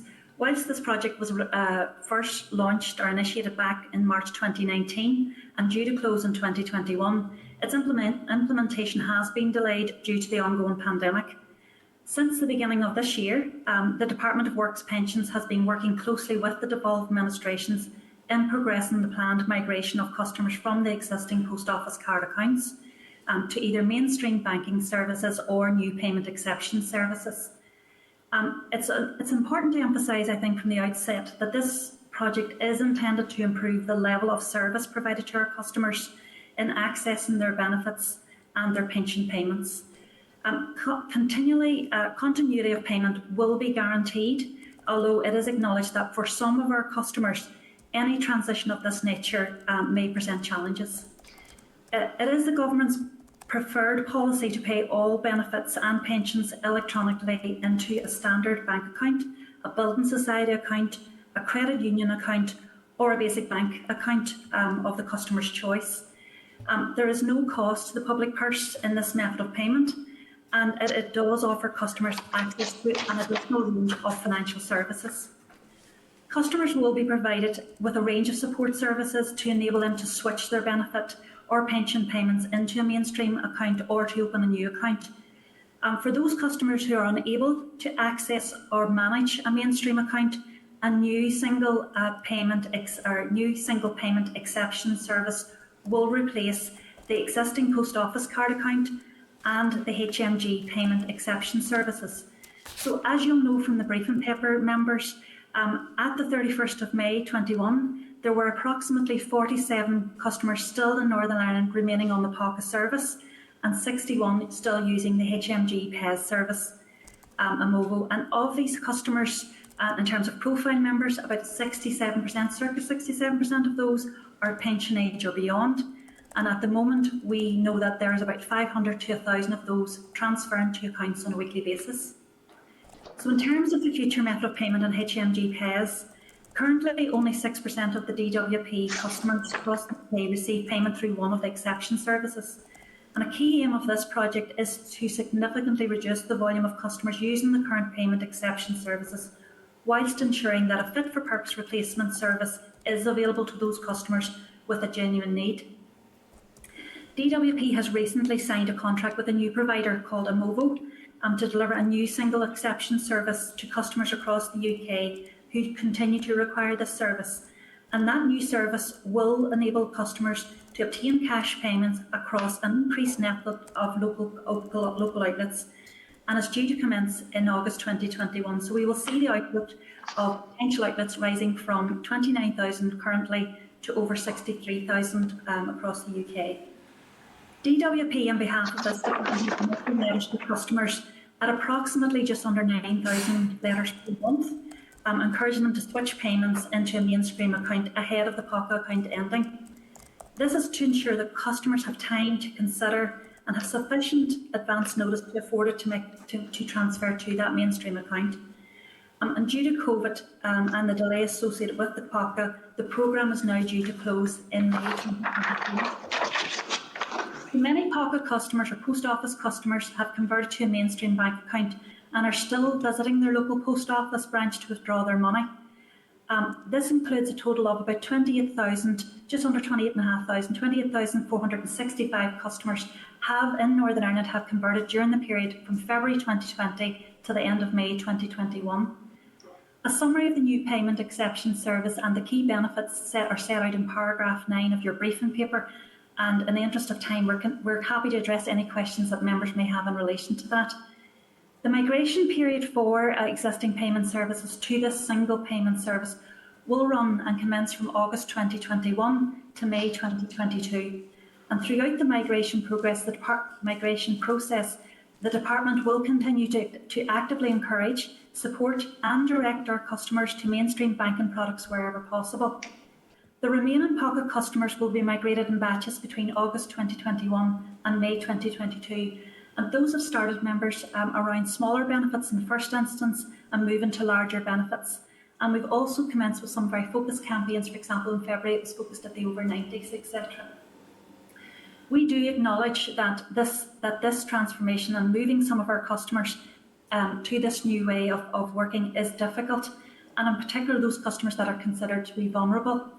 The Department's briefing paper also provides you further details on the range of support services which we are going to make available to customers, particularly those that are vulnerable during this migration process. DWP as a department have also created a vulnerable customer strategy to inform this work, and we in Northern Ireland will be taking actions from that and targeted follow-up calls to support our customers, indeed direct calls, support calls through our Mecca service, and also referring customers for outreach visits for those that are not responding. Customers will have a range of pre and post supports available to throughout the migration process to ensure that either they have access to payments through an existing or new mainstream account, or they move seamlessly to this new payment exception service.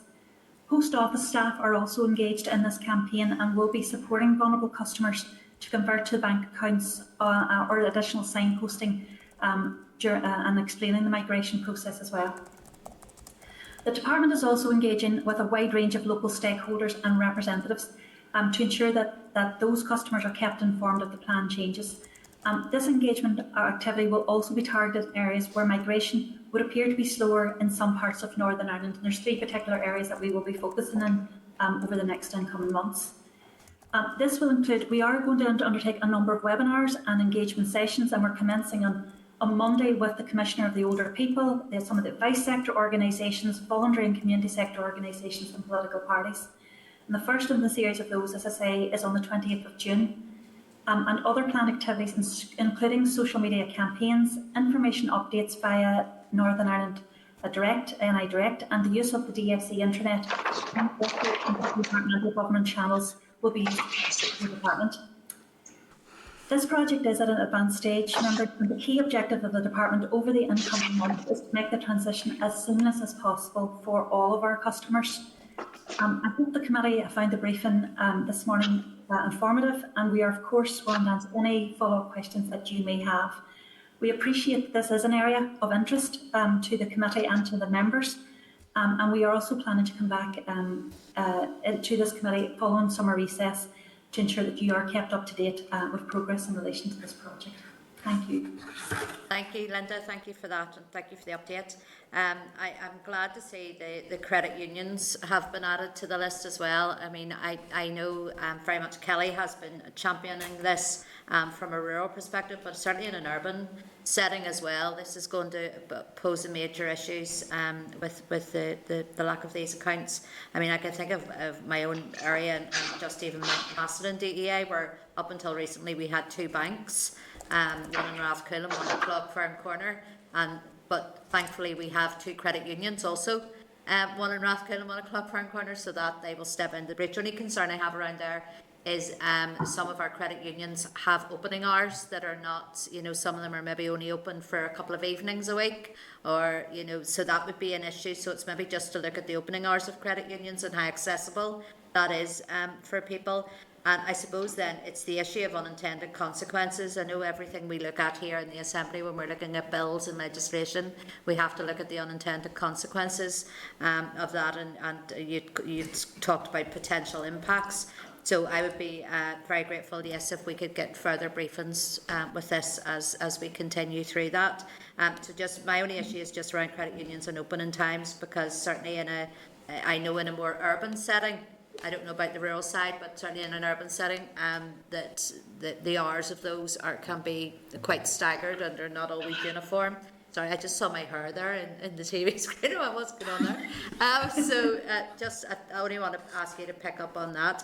I'm going to open it up here because I know Kelly is waiting to come in. Any other members, if you want to ask questions, I really would appreciate if you would put your hands up sooner rather than later to allow time for those questions to be asked. Kelly. Thank you very much, Chair, and thank you very much, Linda. As Chair has said, I have been concerned because of the rural element. I know when it was first muted about the post office wasn't getting the contract.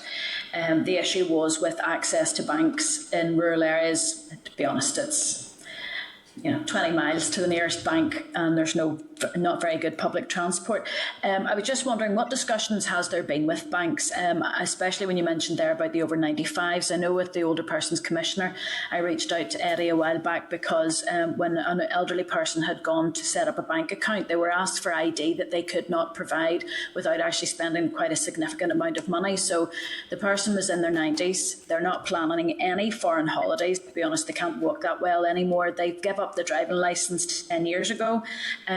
So when they're to be honest, our electoral offices have all closed in local areas. So, where do they get this ID from? Have we anything that we have in place with the banks that says to them, we appreciate you have your money laundering rules and you have to get ID, but really, we've got some elderly people, some people with disabilities coming forward here who don't have a driving licence, don't have a passport. Is there any way that we can have an agreement in Northern Ireland for this period of time in order for them to help people?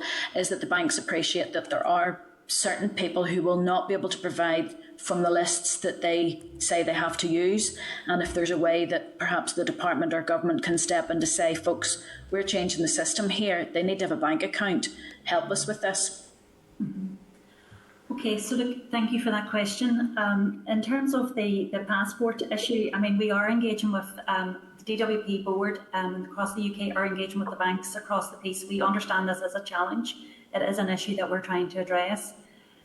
In terms of moving, as we move towards the transition out of the old post office accounts, I think the options that we have under the new scheme, either under the new payment exception service or the support, there's a lot of support in place, Kelly, to support people either through our own direct Make the Call helpline or actually across some of the other information lines that have been put in place by DWP.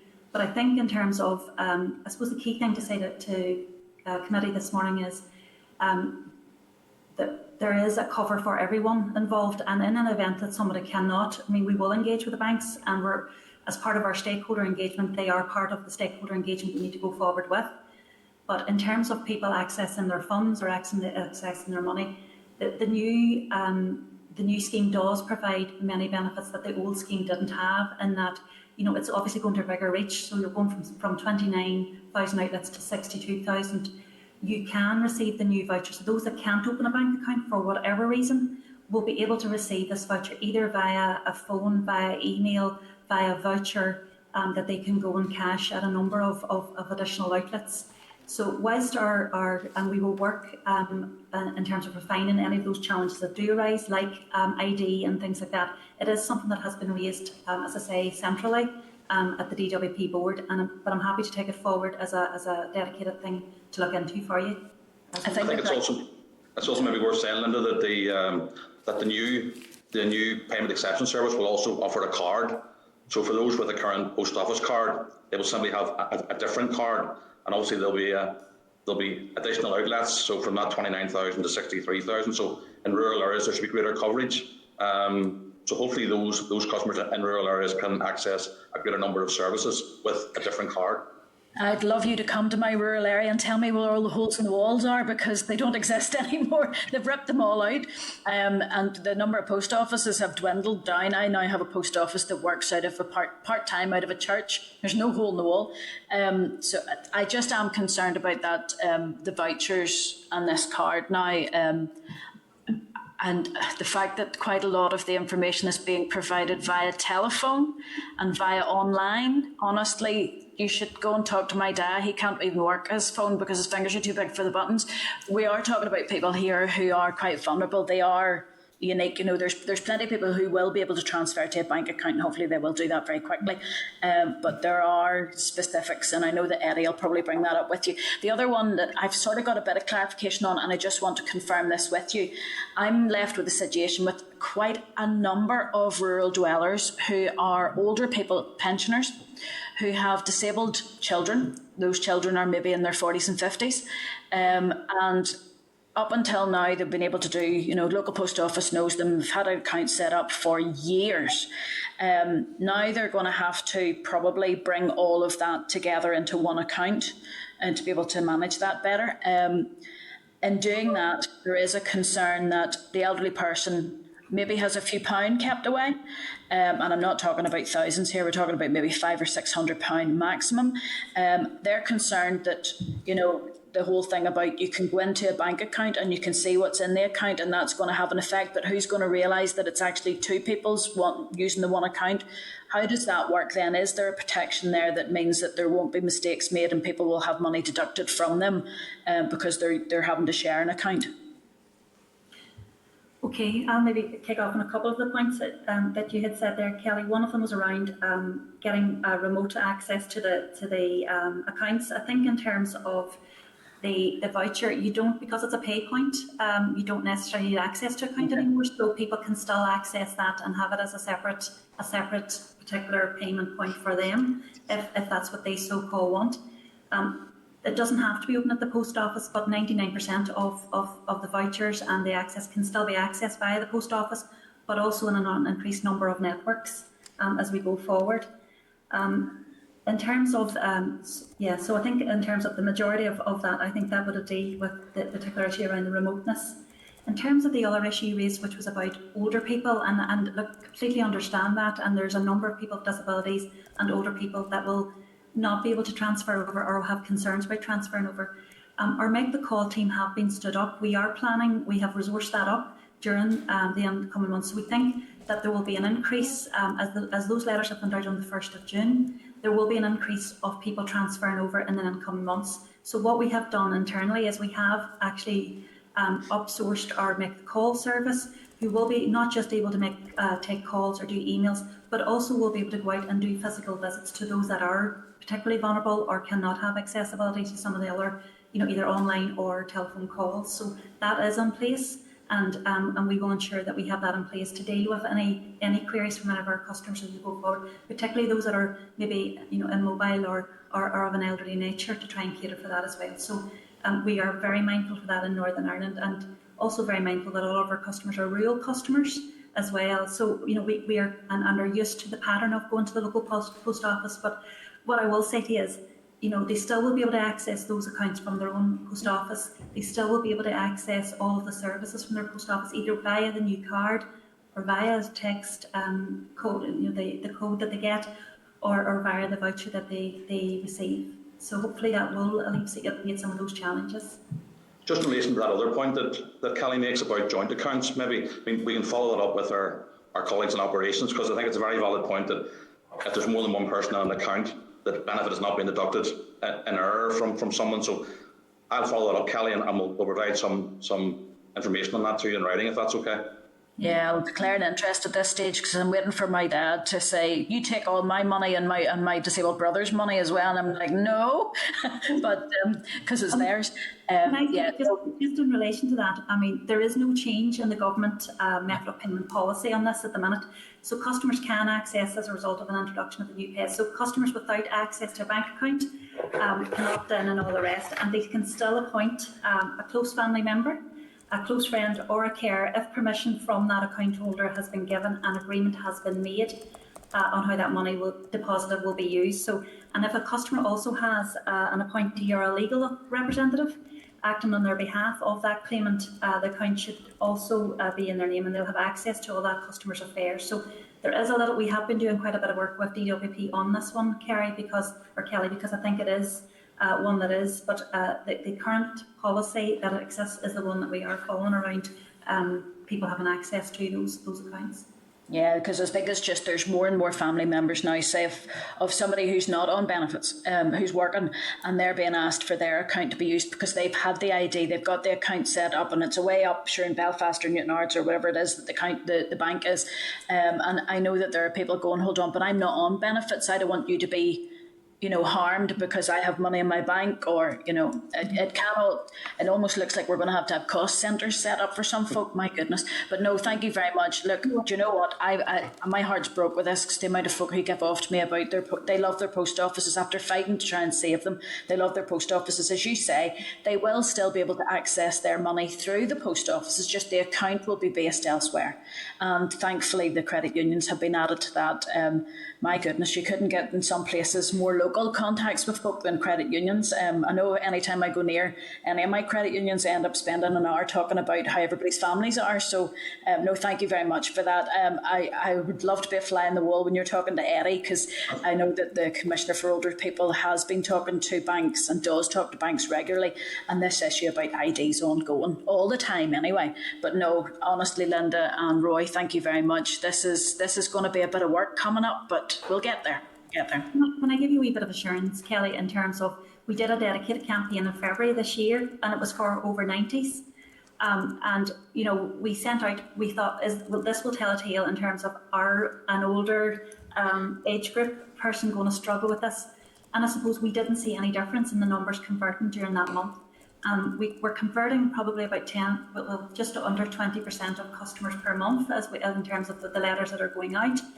And I suppose what I'd say to you is, in that particular campaign in February, there wasn't a difference in previous months where we did a general mail out. So people, but that doesn't take away. We are putting in place, as I say, the telephone, the email, the visits were required, and that should customers relieve it. And what I would clearly say to any of the members is, if you have people that are struggling, we do have a great variety of support in that there in place to assist them, and we're very happy. If you want to redirect them towards that, and we're happy to pick that up for you. No problem. Thank you. Okay, thanks, Kelly. I have one more member then that wants to come in, and that's Mark. If we could bring Mark in, please. Thank you, Chair, and thanks to Linda and Roy for coming in. I feel certainly much more assured after that presentation. I wish we had got it a year ago or more, but I know obviously things have been changing throughout. But in terms of me being assured that's one thing, and it's good to hear, I suppose, that things seem to be going a bit better now, or that there's nothing jumping out in terms of problems of people switching over. Well, I would say now that there is still a bit of confusion around the next steps. Now, I was in Belfast most of this week and wasn't in the office, but a couple of pensioners have contacted my office unaware of the extension of the contract.